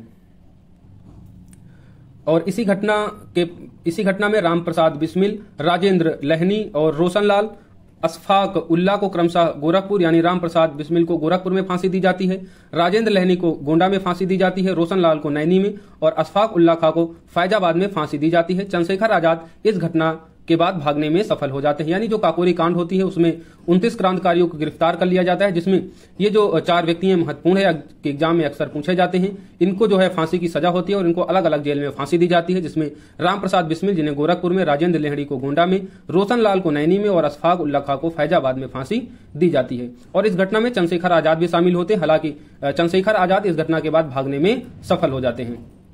अब आते हैं हिंदुस्तान सोशल रिपब्लिक एसोसिएशन, यानी एचआर जो होती है वह एचआरए में बदल जाती है। यानी सोशलिस्ट रिपब्लिक एसोसिएशन की स्थापना होती है कब? 1928 में चंद्रशेखर आजाद के नेतृत्व में दिल्ली के फिरोज शाह कोटला मैदान में हिंदुस्तान रिपब्लिक एसोसिएशन का नाम बदलकर हिंदुस्तान सोशलिस्ट रिपब्लिक एसोसिएशन रख दिया जाता है। यानी 1924 में जो एचआरए यानी हिंदुस्तान रिपब्लिक जो एसोसिएशन की स्थापना होती है कानपुर में, उसी का नाम बदलकर 1928 में चंद्रशेखर आजाद के नेतृत्व में इसका नाम क्या कर दिया जाता है? HSRA यानी हिंदुस्तान सोशलिस्ट रिपब्लिक एसोसिएशन। और यह कहां किया जाता है? तो दिल्ली के फिरोज शाह कोटला मैदान में। जो हिंदुस्तान सोशलिस्ट रिपब्लिक एसोसिएशन होती है, इसके संस्थापक सदस्यों में भगत सिंह, सुखदेव, भगवती चरण वोहरा, शिव वर्मा, जयदेव कपूर, विजय कुमार सिन्हा शामिल होते हैं। हम फिर कह रहे हैं ये नाम याद रखना है। अब जो पेपर है अगर टफ बनाने की कोशिश करते हैं तो इस तरीके से आपको कुछ नाम दिए जाते हैं और आपसे अक्सर पूछा जाता है कि इनसे संबंधित नहीं है, तो आपको याद रखने हैं नाम कि एचआरए से संबंधित जो व्यक्ति थे, सबसे पहले इसकी स्थापना की थी चंद्रशेखर आजाद ने और इसके संस्थापक सदस्यों में शामिल थे जिनमें महत्वपूर्ण नाम था भगत सिंह का, सुखदेव का, भगवती चरण वोहरा का, इसके अलावा शिव वर्मा, जयदेव कपूर, विजय कुमार सिन्हा इसमें शामिल थे। 17 सितंबर 1928 को भगत सिंह, चंद्रशेखर आजाद और राजगुरु ने लाला लाजपत राय की मृत्यु का बदला लेने के लिए लाहौर के सहायक पुलिस अधीक्षक सैंडर्स की हत्या कर दी थी। लाला लाजपत राय की मृत्यु हो जाती है साइमन कमीशन के विरोध में, लाठी चार्ज के कारण इनकी मृत्यु होती है। और लाला लाजपत राय आप जानते हैं पंजाब से होते हैं, ठीक है, तो ये एक बड़े क्रांतिकारी नेता होते हैं और इन्हीं की मृत्यु का बदला लेने के लिए ये जो 3 व्यक्ति हैं जिसमें भगत सिंह, क्रांतिकारी भगत सिंह, चंद्रशेखर आजाद, राजगुरु, ये सैंडर्स की हत्या कर देते हैं। और इसी हत्या के बाद में ही इनको 8 अप्रैल 1929 को भगत सिंह बटुकेश्वर दत्त ने दिल्ली में केंद्रीय विधानमंडल की खाली बेंचों पर बम फेंका। यानी पहली घटना तो होती है 17 दिसंबर 1928 को, सैंडर्स की हत्या की लाला लाजपत राय की मृत्यु का बदला लेने के लिए। इसी के बाद 8 अप्रैल 1929 को भगत सिंह के साथ बटुकेश्वर दत्त ने केंद्रीय विधानमंडल की खाली असेंबली पर बम फेंका। देन उसके बाद क्या होता है? भगत सिंह, राजगुरु, सुखदेव को पकड़ लिया जाता है और लाहौर षड्यंत्र केस यानी सैंडर्स की हत्या के तहत मुकदमा चलाया जाता है। तो ये जो मुकदमा चलाया जाता है, आपसे अक्सर अगर पूछ लिया जाए कि राजगुरु और सुखदेव, एक सेकेंड, राजगुरु, सुखदेव और भगत सिंह को फांसी दी जाती है तो किसके कारण दी जाती है? तो आप लोगों को अगर ऑप्शन दे दिया जाए तो कंफ्यूज नहीं होना है। ऑप्शन में दे दिया जा सकता है कि दिल्ली में केंद्रीय विधानमंडल की बेंचों पर बम फेंकने के कारण या सैंडर्स हत्या के कारण, क्योंकि ये दोनों घटनाएं होती हैं। हम देख रहे हैं कि रिलेवेंट घटना है, तो आप लोगों को ये जो षड्यंत्र केस चलता है जिसके कारण इनको फांसी दी जाती है, तो यह फांसी दी जाती है सैंडर्स की हत्या के कारण, न कि दिल्ली में केंद्रीय विधानमंडल की खाली बेंच पर बम फेंकने के कारण। तो भगत सिंह, राजगुरु, सुखदेव पर लाहौर षड्यंत्र केस चलाया जाता है सैंडर्स की हत्या के तहत। इस मुकदमे के बाद में 23 मार्च 1931 को भगत सिंह, राजगुरु और सुखदेव को फांसी दे दी जाती है। तो आपको डेट याद रखना है कि भगत सिंह, राजगुरु, सुखदेव को फांसी कब दी जाती है? तो 23 मार्च 1931 को। 27 फरवरी 1931 को इलाहाबाद के अल्फ्रेड पार्क में पुलिस मुठभेड़ के दौरान चंद्रशेखर आजाद ने भी स्वयं को गोली मार लेती है। तो चंद्रशेखर जो आजाद होते हैं वह पुलिस मुठभेड़ के दौरान इलाहाबाद में एक पार्क है, अल्फ्रेड पार्क के नाम से जाना जाता है, और यहीं पर इन्होंने अपने आप को गोली मार दी। तो यहां पर आप देख रहे हैं कि जो मृत्यु है वह 27 फरवरी 1931 यानी चंद्रशेखर आजाद की मृत्यु पहले होती है और भगत सिंह, राजगुरु और सुखदेव को बाद में फांसी दी जाती है 23 मार्च को। तो कभी कभी आपको क्रम भी दे दिया जाता है, भगत सिंह, राजगुरु को फांसी और चंद्रशेखर आजाद की मृत्यु। तो आपको ये कंफ्यूज नहीं होना है, जो पहले मृत्यु होती है वह चंद्रशेखर आजाद की होती है और उसके बाद भगत सिंह, राजगुरु और सुखदेव की। अब आते हैं सविनय अवज्ञा आंदोलन पर। गांधी जी द्वारा शुरू किया गया आंदोलन था और इससे जो भी महत्वपूर्ण तथ्य हैं उनको हम अब पढ़ लेते हैं। सविनय अवज्ञा आंदोलन की शुरुआत होती है 12 मार्च 1930 को गांधी जी के प्रसिद्ध दांडी मार्च के साथ। यानी 12 मार्च 1930 को गांधी जी ने, आप जानते हैं कि दांडी मार्च की थी। 12 मार्च 1930 को गांधी जी ने अहमदाबाद स्थित साबरमती आश्रम से अपने 78, ये आपको संख्या भी याद रखनी है कि 78 अनुयायियों के साथ दांडी के लिए पद यात्रा प्रारंभ की। और 24 दिन, ये दिन याद रखने हैं कि 24 दिन बाद गांधी जी ने अपने समर्थकों के साथ 5 अप्रैल को दांडी नवसारी जिला में पड़ता है पहुंचकर 6 अप्रैल 1930 को समुद्र तट पर नमक बनाकर कानून तोड़ा। तो एक बार क्वेश्चन आया था कि गांधी जी ने नमक आंदोलन को स्टार्ट किया, हाथ से नमक बनाकर तोड़ा, तो इस तरीके से कई ऑप्शन थे, एक प्रकार से उसको टफ बनाने की कोशिश की गई थी। तो इसीलिए समुद्र तट पर इन्होंने नमक बनाकर नमक कानून को तोड़ा और इस यात्रा के दौरान गांधी जी ने कुल 390 किलोमीटर की पदयात्रा की थी। अमेरिकी पत्रकार वेब मिलर दांडी मार्च में महात्मा गांधी के साथ थे। तो सविनय अवज्ञा जो आंदोलन है बेसिकली जो आपका दांडी मार्च है इसी से संबंधित होता है और यहीं से इस आंदोलन की शुरुआत होती है। यानी गांधी जी 12 मार्च 1930 को प्रसिद्ध दांडी मार्च स्टार्ट करते हैं। कहां से? अपने जो आश्रम होता है साबरमती आश्रम, वहां से 78 अनुयायियों के साथ जो है इस पदयात्रा को स्टार्ट करते हैं। 390 किलोमीटर की दूरी तय करते हैं 24 दिनों में और पहुंच जाते हैं 5 अप्रैल को दांडी पहुंचते हैं और उसके एक दिन बाद 6 अप्रैल 1930 को समुद्र तट पर नमक बनाकर नमक कानून तोड़ा और सविनय अवज्ञा आंदोलन की शुरुआत की। और इसमें जो महत्वपूर्ण एक तथ्य है कि अमेरिकी पत्रकार वेब मिलर दांडी मार्च में महात्मा गांधी के साथ थे, ये आपको याद रखना है, कभी कभी पूछा जाता है। इसका एक एडिशनल पॉइंट आप एक और याद रख सकते हैं कि इन 78 अनुयायियों में यानी दांडी मार्च में कोई भी भारतीय महिला या कह सकते हैं कोई भी महिला शामिल नहीं हुई थी। बाद में जो सविनय अवज्ञा आंदोलन सरोजनी नायडू ये शामिल होती हैं, तो यात्रा के दौरान कोई नहीं था। बाद में गांधी जी द्वारा इन सभी को बुलाया जाता है और अलग अलग क्षेत्रों में नेतृत्व फिर महिलाएं भी संभालती हैं। हालांकि जो यात्रा होती है यानी 12 मार्च से जो 5 अप्रैल के बीच की जो यात्रा होती है इसमें कोई भी महिला शामिल नहीं होती है। अब आते हैं गोलमेज सम्मेलन पर। आप जानते हैं कि 3 गोलमेज सम्मेलन होते हैं, जिसमें पहला गोलमेज सम्मेलन नवंबर 1930 से जनवरी 1931 तक, फिर द्वितीय गोलमेज सम्मेलन 27 सितंबर 1931 से 1 दिसंबर 1931 तक, फिर तृतीय गोलमेज सम्मेलन 17 नवंबर 1932 से 24 दिसंबर 1932 तक चलता है। तो 3 गोलमेज सम्मेलन है, जो पहला 1930 को स्टार्ट होता है और दूसरे वर्ष यानी 1931 के पहले मंथ जनवरी में इसका समापन हो जाता है। द्वितीय गोलमेज सम्मेलन सितंबर से दिसंबर के मंथ में चलता है 1931 में और फिर तीसरा 1932 में। अब इनमें देख लेते हैं जो गोलमेज सम्मेलन में जो प्रमुख बातें निकल कर आई जो एग्जाम में आपके पूछी जाती हैं। प्रथम गोलमेज सम्मेलन के दौरान डॉक्टर भीमराव अंबेडकर और मुस्लिम प्रतिनिधियों ने पृथक निर्वाचन मंडल की मांग की थी। यानी जो पहला गोलमेज सम्मेलन था उसमें भीमराव अंबेडकर और जो मुस्लिम प्रतिनिधि थे इन्होंने अपने लिए पृथक निर्वाचन मंडल की मांग की थी। डॉक्टर भीमराव अंबेडकर 3 गोलमेज सम्मेलन में सम्मिलित थे। यानी आपसे अक्सर पूछा जाता है कि तीनों गोलमेज सम्मेलन में किसने भाग लिया, तो अक्सर आपका जो ऑप्शन सही होता है वह डॉक्टर भीमराव अंबेडकर। यानी भीमराव अंबेडकर जो होते हैं वह तीनों गोलमेज सम्मेलन में भाग लेते हैं और इन्होंने दलितों का जो है यहाँ पर नेतृत्व किया था। इसके अलावा भी अगर आप लोग याद करना चाहते हैं तो ये तथ्य भी याद कर सकते हैं कि तेज बहादुर सप्रू जिन्होंने उदारवादियों का प्रतिनिधित्व किया था, नारायण मनोहर जोशी जिन्हें हम नाना साहब जोशी भी कहते हैं, श्रमिक वर्ग का प्रतिनिधित्व किया था इन गोलमेज सम्मेलनों में, और बेगम आरा यानी जिसे हम शाहनवाज के नाम से जानते हैं उन्होंने महिला वर्ग का प्रतिनिधित्व किया। और ये अन्य व्यक्ति भी ऐसे थे जिन्होंने सभी गोलमेज सम्मेलनों में भाग लिया। तो इस तरीके से 4 ऐसे व्यक्ति हैं जिन्होंने अलग अलग वर्ग का प्रतिनिधित्व किया और तीनों गोलमेज सम्मेलनों में भाग लिया। पहला भीमराव अंबेडकर जिन्होंने दलित वर्ग का प्रतिनिधित्व किया, तेज बहादुर सप्रू उदारवादियों का, नारायण मनोहर जोशी श्रमिक वर्गों का और बेगम आरा शाहनवाज महिला वर्ग का प्रतिनिधित्व किया और इन चारों ने तीनों गोलमेज सम्मेलनों में भाग लिया। तो जो ज्यादा इंपॉर्टेंट आपसे पूछा जाता है वह भीमराव अंबेडकर का है। हालांकि हमने चारों अन्य नाम भी डिस्कस कर दिए हैं। कांग्रेस ने सिर्फ द्वितीय गोलमेज सम्मेलन में भाग लिया। यानी आपसे ये भी पूछा जाता है कि कांग्रेस ने किस गोलमेज सम्मेलन में भाग लिया, तो आपको बताना है तीनों में गोलमेज सम्मेलनों में मात्र द्वितीय गोलमेज सम्मेलन था जिसमें कांग्रेस ने भाग लिया था।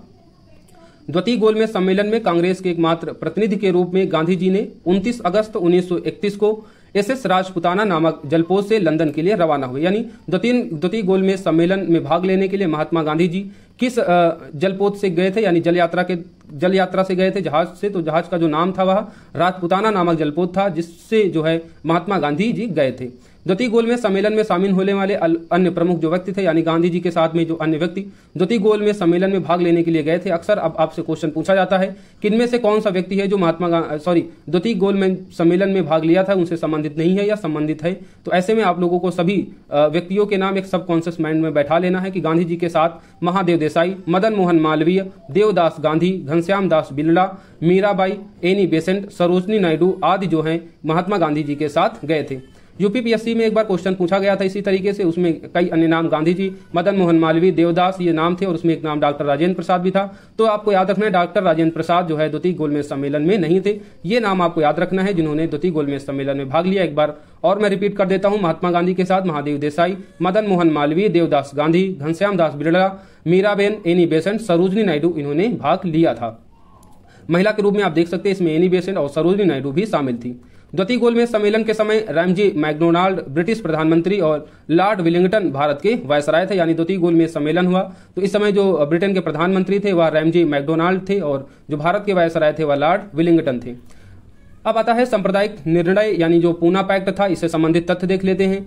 16 अगस्त 1932 को ब्रिटिश प्रधानमंत्री रैमजी मैकडोनाल्ड ने सांप्रदायिक पहचान यानी जिसे हम कम्युनल अवार्ड कहते हैं की घोषणा की थी। अब दलित वर्ग को भी अल्पसंख्यक मुसलमान और सिख जो पहले से ही थे मानकर हिंदुओं से अलग कर दिया था। यानी ये जो कम्युनल अवार्ड या सांप्रदायिक पहचान की घोषणा की जाती है तो इस घोषणा के अंतर्गत क्या कर दिया जाता है कि दलित वर्ग को भी हिंदुओं से अलग कर दिया जाता है। उनके लिए पृथक निर्वाचन मंडल की जो है बात की जाती है, जैसे मुसलमान सिख जो हैं इस वर्ग में पहले ही शामिल थे। इस निर्णय के विरोध में गांधी जी ने पूना के यारवाड़ा जेल में 20 सितंबर 1932 को आमरण अनशन शुरू कर दिया और उसके बाद 24 सितंबर 1932 को ही गांधी जी के अनुयायियों जिसमें मदन मोहन मालवीय, डॉक्टर राजेंद्र प्रसाद, सी राजगोपालाचारी और अंबेडकर के बीच जो है एक समझौता होता है। यानी जब इसके विरोध में जो कम्युनल अवार्ड था इसके विरोध में जब गांधी जी ने आमरण अनशन किया तो कई जो व्यक्ति थे वह जेल गए और गांधी जी के मध्य समझौता हुआ जिसमें भीमराव अंबेडकर जो थे खासकर दलित वर्ग का प्रतिनिधित्व कर रहे थे और दलितों को ही हिंदुओं से पृथक जो है निर्वाचन की बात जब की जा रही थी तभी महात्मा गांधी जी ने अनशन किया। तो अंबेडकर और गांधी जी के बीच एक समझौता होता है और इस समझौते को क्या कहते हैं, पूना पैक्ट कहा जाता है। पूना समझौते का मसौदा जो है सी राजगोपालाचारी ने तैयार किया। तो ये भी आपको तथ्य याद रखना है कि जो पूना समझौते का जो मसौदा है तो किसके द्वारा तैयार किया गया था, तो सी राजगोपालाचारी के द्वारा। पूना पैक्ट पर दलित वर्ग की ओर से डॉक्टर अंबेडकर और हिंदुओं की ओर से मदन मोहन मालवीय ने हस्ताक्षर किया था। यानी जो समझौता हुआ था तो हिंदुओं की ओर से किसने समझौते पर हस्ताक्षर किया, तो मदन मोहन मालवीय, और दलित वर्ग से भीमराव अंबेडकर ने। कुछ अन्य महत्वपूर्ण तथ्य हैं। इस तरीके से हमने कई सारी चीजों को जो है क्रमवार डिस्कस करते जा रहे हैं, सीक्वेंस से डिस्कस कर रहे हैं। अगर आप लोग अभी तक इस वीडियो में बने हैं इसका मतलब है कि अब आप सिलेक्शन के लिए बिल्कुल तैयार हैं, क्योंकि सिलेक्शन के लिए पेशेंस होना बहुत जरूरी है। हम अक्सर उन वीडियो की तरफ या उन क्लासेस की तरफ अक्सर आकर्षित होते हैं जहां पर कॉमेडी या आपको केवल मनोरंजन या एंटरटेनमेंट किया जाता है, हालांकि उससे आपका सिलेक्शन नहीं होगा। सिलेक्शन आपको होगा आपके पेशेंस के साथ। जो महत्वपूर्ण क्वालिटी कंटेंट क्लासेज होती हैं उनको अटेंड करेंगे तभी। तो अगर आप लोग अभी तक इस क्लास में बने हुए हैं तो इसका मतलब आप जो है सिलेक्शन के बिल्कुल नजदीक हैं। तो अब अन्य महत्वपूर्ण तथ्यों को देख लेते हैं। 18 अप्रैल 1923 को सूर्यसेन, जिसे हम मास्टर दा के नाम से भी जानते हैं, के नेतृत्व में इंडिया रिपब्लिक आर्मी की चटगांव शाखा ने चटगांव शस्त्रा पर धावा बोलकर कब्जा कर लिया। तो ये कई इंपॉर्टेंट तथ्य हैं जो अक्सर आपके एग्जाम में पूछे जाते हैं। तो ये भी आपसे पूछा जाता है। अगर आप लोग PYQ लगाएंगे तो आपको पता चलेगा कि सूर्यसेन के नेतृत्व में इंडियन रिपब्लिक आर्मी की जो चटगांव शाखा थी, चटगांव शस्त्रा पर धावा बोलकर कब्जा कर लिया। कब? 8 अप्रैल 1930 को। 3 फरवरी 1928 को साइमन कमीशन जो है भारत पहुंचा। 22 से 24 मार्च 1940 को मुस्लिम लीग का वार्षिक अधिवेशन मोहम्मद अली जिन्ना की अध्यक्षता में लाहौर में हुआ और इसी अधिवेशन में पाकिस्तान प्रस्ताव जो है पारित किया गया था। तो आपसे पूछा जाता है पाकिस्तान प्रस्ताव कब पारित किया गया, तो आप बताएंगे जो लाहौर अधिवेशन होता है मुस्लिम लीग का 1940 में, इस अधिवेशन के दौरान पाकिस्तान प्रस्ताव जो है पहली बार पारित किया गया था। तो साइमन कमीशन भारत कब पहुंचा? 1928 को। 1930 को सूरसेन, जिसे मास्टर दा कहते हैं, इनके नेतृत्व में इंडियन रिपब्लिक आर्मी की चटगांव शाखा ने चटगांव शस्त्रागार पर धावा बोला था। युद्ध में भारत का सहयोग प्राप्त करने के लिए लॉर्ड लिनलिथिगो ने 8 अगस्त 1940 को एक घोषणा की जिसे हम अगस्त प्रस्ताव कहते हैं। तो अगस्त प्रस्ताव की घोषणा कब हुई थी? तो 8 अगस्त 1940 को किसने की थी? तो लॉर्ड लिनलिथिगो, जो उस टाइम भारत के वायसराय थे। और इसका कारण क्या था? युद्ध में भारत का सहयोग प्राप्त करना, यानी द्वितीय विश्व युद्ध स्टार्ट होता है और इस युद्ध में भारत भी सहयोग करे, इसके लिए इन्होंने एक घोषणा की थी जिसे अगस्त घोषणा भी कहते हैं। अगस्त प्रस्ताव को पूर्णतः अस्वीकृत करने के बाद कांग्रेस द्वारा व्यक्तिगत सत्याग्रह, जिसे हम दिल्ली चलो सत्याग्रह भी कहते हैं, इसकी शुरुआत का निर्णय लिया जाता है और 17 अक्टूबर 1940 को महात्मा गांधी जी द्वारा विनोबा भावे को पहला सत्याग्रही के रूप में चुना जाता है। दूसरे सत्याग्रही पंडित जवाहरलाल नेहरू और तीसरे सत्याग्रही, ये थोड़ा सा करेक्शन करने की जरूरत है, जो तीसरे सत्याग्रही होते हैं वह ब्रह्मदत्त होते हैं, इनको चुना जाता है। यानी 17 अक्टूबर 1940 को पवनार आश्रम महाराष्ट्र से सत्याग्रह का आरंभ किया जाता है और इसके जो पहले सत्याग्रही होते हैं वह विनोबा भावे, दूसरे जवाहरलाल नेहरू और तीसरे ब्रह्मदत्त होते हैं। बेसिकली जो व्यक्तिगत सत्याग्रह या जिसे हम दिल्ली चलो सत्याग्रह भी कहते हैं, इसका जो उद्देश्य होता है वह ब्रिटिश सरकार के उस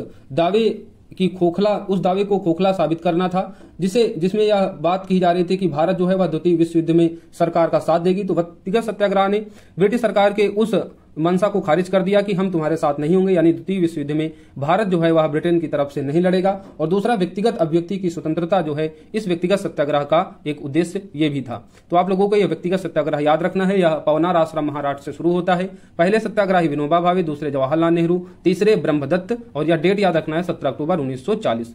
इसके बाद आता है क्रिप्स मिशन, यानी जब अगस्त प्रस्ताव की जो घोषणा होती है वह विफल हो जाती है। अब क्रिप्स मिशन आता है 1942 को। भारत में बढ़ रहे राजनीतिक गतिरोध को दूर करने के लिए ब्रिटेन प्रधानमंत्री विंस्टन चर्चिल ने मार्च 1942 में एक मिशन भारत भेजते हैं, जिसे क्रिप्स मिशन कहते हैं। ब्रिटिश संसद सदस्य और मजदूर नेता सर स्टैफर्ड क्रिप्स के नेतृत्व में यह मिशन भारत भेजा गया था, इसलिए इसका जो नाम है वह क्रिप्स मिशन रखा गया था। क्रिप्स मिशन ही था जिसमें पहली बार जो है संविधान निर्माण के गठन की बात की गई थी, यानी एक संविधान परिषद के गठन की बात की गई थी, तो वह क्रिप्स मिशन ही था। हालांकि क्रिप्स मिशन का विरोध किया गया और इस मिशन के संदर्भ में जवाहरलाल नेहरू ने कहा था कि इस योजना को स्वीकार करना भारत को अनिश्चित खंडों में विभाजन करने के लिए मार्ग प्रशस्त करना था। और इसी के संदर्भ में, यानी इसी मिशन के विरोध में महात्मा गांधी जी ने भी कहा था कि क्रिप्स मिशन जो है यह आगे की तारीख का चेक है जिसका बैंक नष्ट होने वाला था। तो इस तरीके से स्टेटमेंट देकर आपसे पूछा जाता है किससे संबंधित है, तो आपको यह भी याद रखना है। क्रिप्स मिशन के बाद आता है भारत छोड़ो आंदोलन, यानी क्रिप्स मिशन जब विफल हो जाता है तो भारत छोड़ो आंदोलन 1942 को स्टार्ट होता है। 7 अगस्त 1942 को मुंबई के ऐतिहासिक ग्वालियर टैंक मैदान में अबुल कलाम आजाद की अध्यक्षता में कांग्रेस की वार्षिक बैठक होती है और इसी बैठक में नेहरू जी ने भारत छोड़ो आंदोलन प्रस्ताव पेश किया। यानी ये सब आपको याद रखने हैं कि भारत छोड़ो आंदोलन का जो प्रस्ताव है किसने पेश किया था, तो जवाहरलाल नेहरू ने। और कहां, तो ग्वालियर टैंक मैदान जो मुंबई में है, अबुल कलाम की अध्यक्षता में राष्ट्रीय कांग्रेस की जो अधिवेशन होता है, तो इसी अधिवेशन के जो दौरान, इसी बैठक के दौरान भारत छोड़ो आंदोलन नेहरू जी द्वारा जो है पेश किया जाता है। डेट होती है 7 अगस्त 1942। भारत छोड़ो आंदोलन का आलेख महात्मा गांधी जी, जवाहरलाल नेहरू, अबुल कलाम आजाद ने इसको तैयार किया था। यानी जो इसको जो तैयार किया था, जिसको जवाहरलाल नेहरू ने पेश किया था इस बैठक में, तो इसको जो तैयार किया था उसमें नेहरू, अबुल कलाम आजाद और महात्मा गांधी जी भी थे। 8 अगस्त 1942 को भारत छोड़ो आंदोलन जो है प्रस्ताव इसको पारित कर दिया जाता है फाइनली। और इसी समय गांधी जी ने करो या मरो का नारा दिया था। भारत छोड़ो आंदोलन, जिसे अगस्त क्रांति भी कहते हैं, 8 अगस्त 1942 को इस आंदोलन की शुरुआत हुई। 9 अगस्त 1942 को सुबह में सरकार ने ऑपरेशन जीरो आवर के तहत गांधी जी तथा अन्य शीर्ष नेताओं को गिरफ्तार कर लिया था। यानी गांधी जी ने करो या मरो का नारा दिया 8 अगस्त को और आंदोलनों की शुरुआत हुई। और उसके अगले दिन ही महात्मा गांधी जी को और अन्य जो शीर्ष नेता थे उनको ऑपरेशन जीरो आवर के तहत इन सभी को गिरफ्तार कर लिया गया था अंग्रेजों के द्वारा। और भी कई महत्वपूर्ण तथ्य हैं भारत छोड़ो आंदोलन से जो आपके एग्जाम के लिए इंपॉर्टेंट है। इस आंदोलन के दौरान 3 जगहों पर समानांतर सरकार की स्थापना की गई थी, जिसमें पहली थी बलिया में चित्तू पांडे के नेतृत्व में, दूसरा था तामलुक। यहां की सरकार को जातीय सरकार के नाम से भी जाना जाता था। यह सरकार 1942 से सितंबर 1944 तक चली। यहां की किसान विधवा मातंगिनी हजारे ने गोली लग जाने के बाद झंडे को ऊंचा रखने, या इन्हें बूढ़ी गांधी भी कहा जाता है, तो ये तथ्य आपको याद रखने हैं कि बलिया में चित्तू पांडु के नेतृत्व में समानांतर सरकार की स्थापना हुई है। भारत छोड़ो आंदोलनों के दौरान ही ये सारी चीजें चल रही हैं। दूसरा, तामलुक में भी जो है प्रांतीय सरकार की स्थापना हुई और इस सरकार को जातीय सरकार के नाम से भी जानते हैं, तो ये तथ्य याद रखने हैं। यह सरकार 1942 से 1944 तक चली। और यहाँ की जो किसान विधवा थी मातंगिनी हजारा, इनका नाम रखना है। गोली लग जाने के बाद भी इन्होंने झंडे को ऊपर रखा और इन्हीं को हम बूढ़ी गांधी भी कहते हैं। तो बूढ़ी गांधी किसे कहते हैं, तो मातंगिनी हजारा को।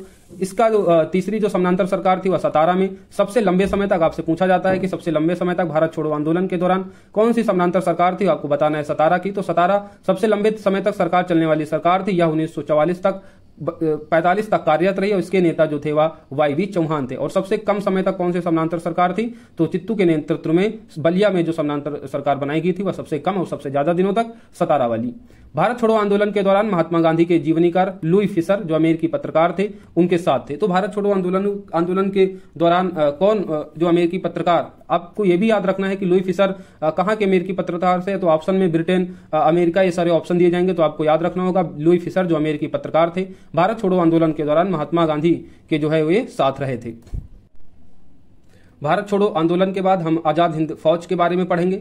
आजाद हिंद फौज, इससे भी अक्सर क्वेश्चन पूछा जाता है। तो इसके जो महत्वपूर्ण तथ्य हैं, मोहन सिंह ने के नेतृत्व में मार्च 1942 में इंडियन नेशनल आर्मी या जिसे आजाद हिंद फौज कहते हैं, इसका गठन किया गया था। तो इसका गठन मोहन सिंह के नेतृत्व में किया गया था। कब, 1942 में। इंडियन नेशनल आर्मी का विचार सूत्र ज्ञानी प्रीतम सिंह व फूजीवारा ने दिया था। तो ये आपके लिए एक एडिशनल पॉइंट है कि ऐसे तथ्य आपको कहीं जल्दी मिलेंगे नहीं, लेकिन महत्वपूर्ण है, एग्जाम में ये अक्सर पूछे जा सकते हैं। इंडियन नेशनल आर्मी का जो विचार है वह सूत्रज्ञानी प्रीतम सिंह व फूजीवारा ने दिया और इसकी पहली डिवीजन का औपचारिक गठन 1 सितंबर 1942 को किया गया था। और इसका प्रथम सेनापति कौन था? तो ये इसके प्रथम सेनापति थे मोहन सिंह भगाना। आजाद हिंद फौज का गठन सिंगापुर द्वीप पर किया गया था। रास बिहारी बोस ने 4 जुलाई 1943 को आजाद हिंद फौज की कमान सुभाष चंद्र बोस को सौंप दी थी। तो मोहन सिंह भगाना ने इसका जो है प्रथम बार नेतृत्व किया था और इन्हीं ने इसको जो है इसका गठन किया था आजाद हिंद फौज का। इसके बाद सुभाष चंद्र बोस को रास बिहारी बोस ने 1943 में इनको आजाद हिंद फौज की कमान सौंप दी थी। किसे? सुभाष चंद्र बोस को। और किसने इसको सौंपा था? तो रास बिहारी बोस ने। सुभाष चंद्र बोस से संबंधित कुछ देख लेते हैं, क्योंकि सुभाष चंद्र बोस अक्सर अब एग्जाम में पूछे जाते हैं। सुभाष चंद्र बोस का अगर जन्म देखें तो 1897 में कटक उड़ीसा में हुआ था। 1920 में इन्होंने सिविल सेवा में चौथा स्थान प्राप्त किया, लेकिन मन न लगने के कारण सिविल सेवा से त्याग पत्र दे दिया और महात्मा गांधी की प्रेरणा से वर्ष 1921 में कांग्रेस में ये शामिल हो गए। तो ये सिविल सेवा में जो है इन्होंने चौथा रैंक प्राप्त किया था, लेकिन उससे त्याग पत्र दे दिया। फिर गांधी जी की प्रेरणा से भारतीय राष्ट्रीय कांग्रेस में ये शामिल हो गए थे। देन देश बंधु चित्तरंजन दास इनके राजनीतिक गुरु थे, यानी सुभाष चंद्र बोस के जो राजनीतिक गुरु थे वह देश बंधु चित्तरंजन दास थे। 1927 में इंडिपेंडेंट लीग का गठन किया था। तो 1927 में इंडिपेंडेंट लीग का गठन किसने किया था? तो आपको बताना होगा, सुभाष चंद्र बोस ने। 1939 में सुभाष चंद्र बोस ने कांग्रेस की अध्यक्षता से त्याग पत्र देकर फॉरवर्ड ब्लॉक का गठन किया था। आपको जब अधिवेशन पढ़ा रहे थे तो इस तथ्य को हमने डिस्कस किया था कि 1939 का जो त्रिपुरी अधिवेशन था उसी के दौरान ये, हालांकि मतदान के दौरान पट्टाभी सीतारामैया से जीत गए थे, लेकिन उन्होंने त्याग पत्र दे दिया और उसके बाद ही फॉरवर्ड ब्लॉक का सुभाष चंद्र बोस ने गठन किया था। जर्मनी की जनता ने उन्हें नेताजी के नाम से भी संबोधित किया, यानी नेताजी का जो नाम था वह किसके संबोधन से पड़ा? तो वहां की जो जनता थी, कहां की? जर्मनी की जनता ने इनको नेताजी के नाम से संबोधित किया था। सुभाष चंद्र बोस को देश नायक और जो देश नायक की जो उपाधि थी वह रविन्द्रनाथ टैगोर ने दिया था। महात्मा गांधी ने सुभाष चंद्र बोस को देशभक्तों का देशभक्त कहा था। तो ये तथ्य भी आपको याद रखने हैं। अब आते हैं हम लोग विवेल योजना में। 1945 में विवेल योजना आई। ब्रिटिश प्रधानमंत्री विंस्टन चर्चिल के नेतृत्व की रूढ़िवादी सरकार भारत सरकार में संवैधानिक प्रश्नों को हल करने के उद्देश्य से लॉर्ड वेवेल को भारत के नेताओं से विचार विमर्शित कहा गया। यानी जो विवेल योजना थी वह विंस्टन चर्चिल के जो नेतृत्व उसमें रूढ़िवादी सरकार भारत में जो संवैधानिक प्रश्न थे उनको हल करने के उद्देश्य से लॉर्ड वेवेल को भारत के नेताओं से विचार विमर्श हेतु भेजा गया और यही विवेल योजना बाद में बनी। और इसी के उद्देश्य से लॉर्ड वेवेल ने 14 जून 1945 को एक योजना प्रस्तुत की जिसे हम विवेल योजना के नाम से जानते हैं। विवेल योजना के बाद कैबिनेट मिशन भारत आता है और इसका जो गठन करता थे वो ब्रिटिश प्रधानमंत्री क्लीमेंट एटली थी। दिल्ली पहुंचने की जो तिथि थी कैबिनेट मिशन की वह 24 मार्च 1946, इस डेट को याद रखना है। तो कैबिनेट मिशन भारत कब पहुंचा? तो 24 मार्च 1946 को। कैबिनेट मिशन के जो सदस्य थे वह पैथिक लॉरेंस इसके अध्यक्ष थे, एवी अलेक्जेंडर, स्टॉवेट क्रिप्स जो है इसके अन्य सदस्य थे। तो 3 लोग थे कैबिनेट मिशन में, जिसमें पैथिक लॉरेंस जो इसके अध्यक्ष थे, एवी अलेक्जेंडर और स्टॉवेट क्रिप्स व्यापार बोर्ड के जो अध्यक्ष थे। ये तीनों जो है कैबिनेट मिशन के सदस्य रहे। ये तीनों लोग भारत आए। उसके बाद संविधान सभा का चुनाव होता है, यानी कैबिनेट मिशन के प्रस्ताव द्वारा ही संविधान सभा का गठन होता है। हालांकि संविधान सभा बनाने की जो पहली बार विचार किया जाता है वह क्रिप्स मिशन में किया जाता है, लेकिन कैबिनेट मिशन के बाद ही भारत में संविधान सभा का गठन होता है और कैबिनेट मिशन के तहत ही संविधान सभा का भारत में गठन होता है। और फिर उसके बाद संविधान सभा का चुनाव होता है। संविधान सभा के गठन के बनने के बाद संविधान सभा में कौन से मेंबर होंगे इसके लिए चुनाव कराया जाता है और इस चुनाव के जो परिणाम होते हैं उसमें कांग्रेस जो है 208 सीटें जीतती है, मुस्लिम लीग 73 सीटें और अन्य जो स्वतंत्र उम्मीदवार होते हैं वह 15 सीटें जीतते हैं और इन्हीं जो है मेंबर के साथ जो है संविधान सभा का गठन किया जाता है।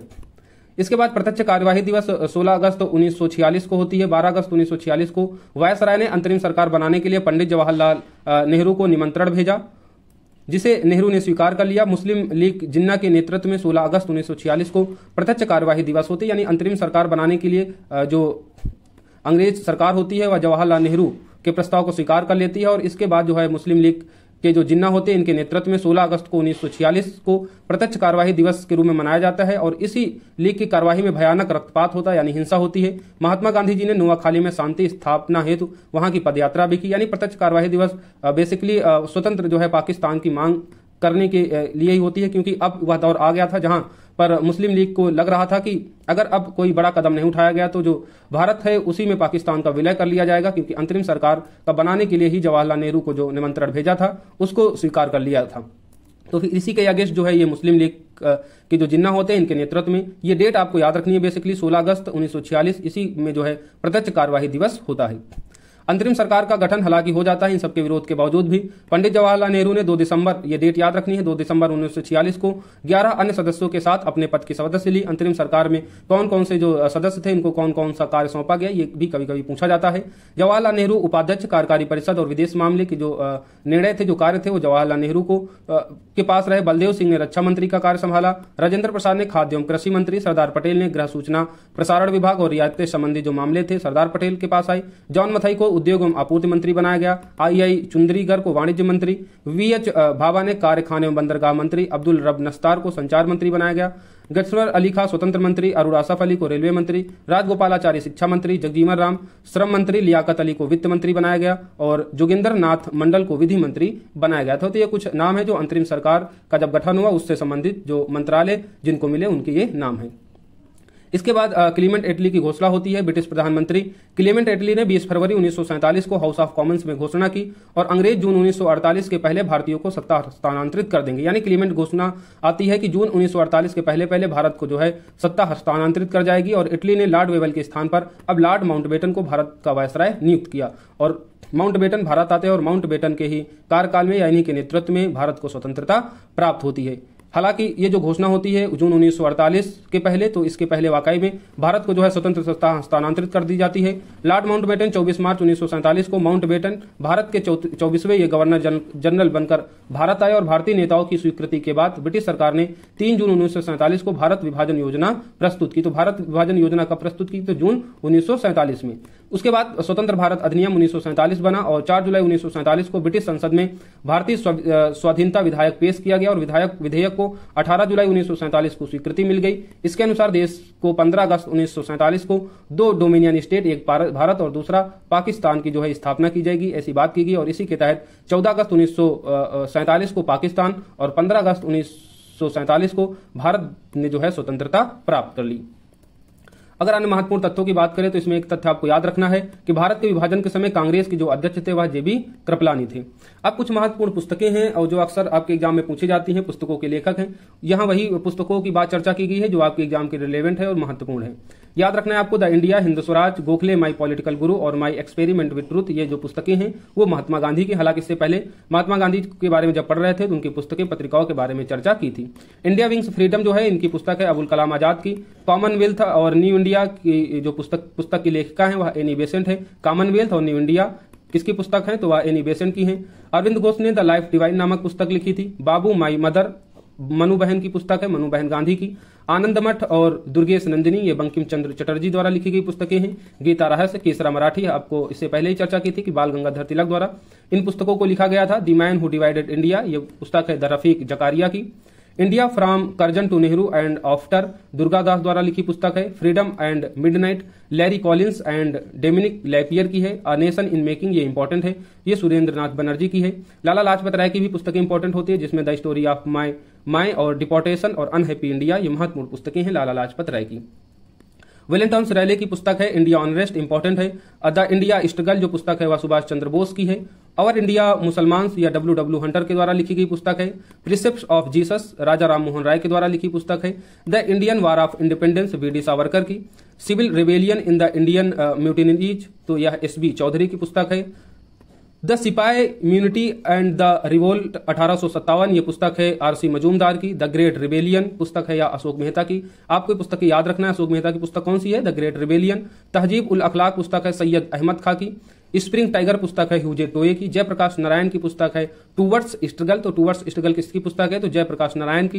India divided doctor Rajendra Prasad की पुस्तक है। बंदी जीवन सचिंद्र सन्याल की। मैं अनिश्चरवादी क्यों हूं and introduction to the dreamland, ये पुस्तक है भगत सिंह, क्योंकि भगत सिंह बेसिकली नास्तिक थे यानी भगवान को नहीं मानते थे, तो उसी संदर्भ में मैं अनिश्चरवादी क्यों हूं इसकी जो पुस्तक लिखी वह भगत सिंह ने लिखी। द फिलोसफी ऑफ द बम के जो लेखक है वह भक्ति चरण बोहरा है, ये कई बार पूछी भी जा चुकी है पुस्तक। और अनहिलियन ऑफ द कास्ट, ये भीमराव अंबेडकर की है। अनहिलियन ऑफ द कास्ट, तो भीमराव अंबेडकर द्वारा लिखी पुस्तक। The life of Mahatma Gandhi, ये लुई फिशर ने लिखी। और लुई फिशर ये अमेरिकी पत्रकार थे जो भारत छोड़ो आंदोलन के दौरान महात्मा जी के साथ रहे थे। Guilt man of India's partition, ये डॉक्टर राम मनोहर लोहिया द्वारा लिखी पुस्तक है। अमृत बाजार पत्रिका के जो लेखक हैं वह मोतीलाल घोष थे। बंगाली समाचार पत्र जो है सुरेंद्र नाथ बनर्जी द्वारा प्रकाशित किया गया था। Glimpses of the world history Jawaharlal Nehru की पुस्तक है, या the broken wing Sarojini Naidu के द्वारा लिखी पुस्तक है। ब्रोकन विंग कैप्टिव लेडी जो है वह माइकल मधुसूदन दत्त की पुस्तक है। टेररिस्ट दिलीप मुखर्जी द्वारा लिखी पुस्तक है। India's struggle for independence Bipin Chandra की पुस्तक है, ये भी कई बार पूछी जा चुकी है। और मदर इंडिया कैथरीन मेयो की पुस्तक है। तो इस तरीके से हमने मॉडर्न हिस्ट्री को कंप्लीट कर लिया। आई होप आपने एंजॉय किया होगा। पार्ट 1, पार्ट 2, पार्ट 3 इस तरीके से 3 पार्ट में हमने मॉडर्न हिस्ट्री को कंप्लीट कर लिया है। अब आगे आप लोग कमेंट बॉक्स में बताइएगा किस सब्जेक्ट को आप आगे पढ़ना चाहते हैं मॉडर्न हिस्ट्री के बाद। क्या मेडिवल और एंशिएंट हिस्ट्री को कंप्लीट कर दिया जाए या फिर दूसरा कोई अन्य सब्जेक्ट। आप लोग कमेंट बॉक्स में अपनी राय जरूर दीजिए। बाकी वीडियो को शेयर कीजिए, चैनल पर नए हो तो सब्सक्राइब कर नोटिफिकेशन बिल को प्रेस कर दीजिए ताकि ऐसी ही क्लासेज आप तक सबसे पहले पहुंचती रहें। पढ़ते रहिए, मुस्कुराते रहिए। Thank you. जय हिंद।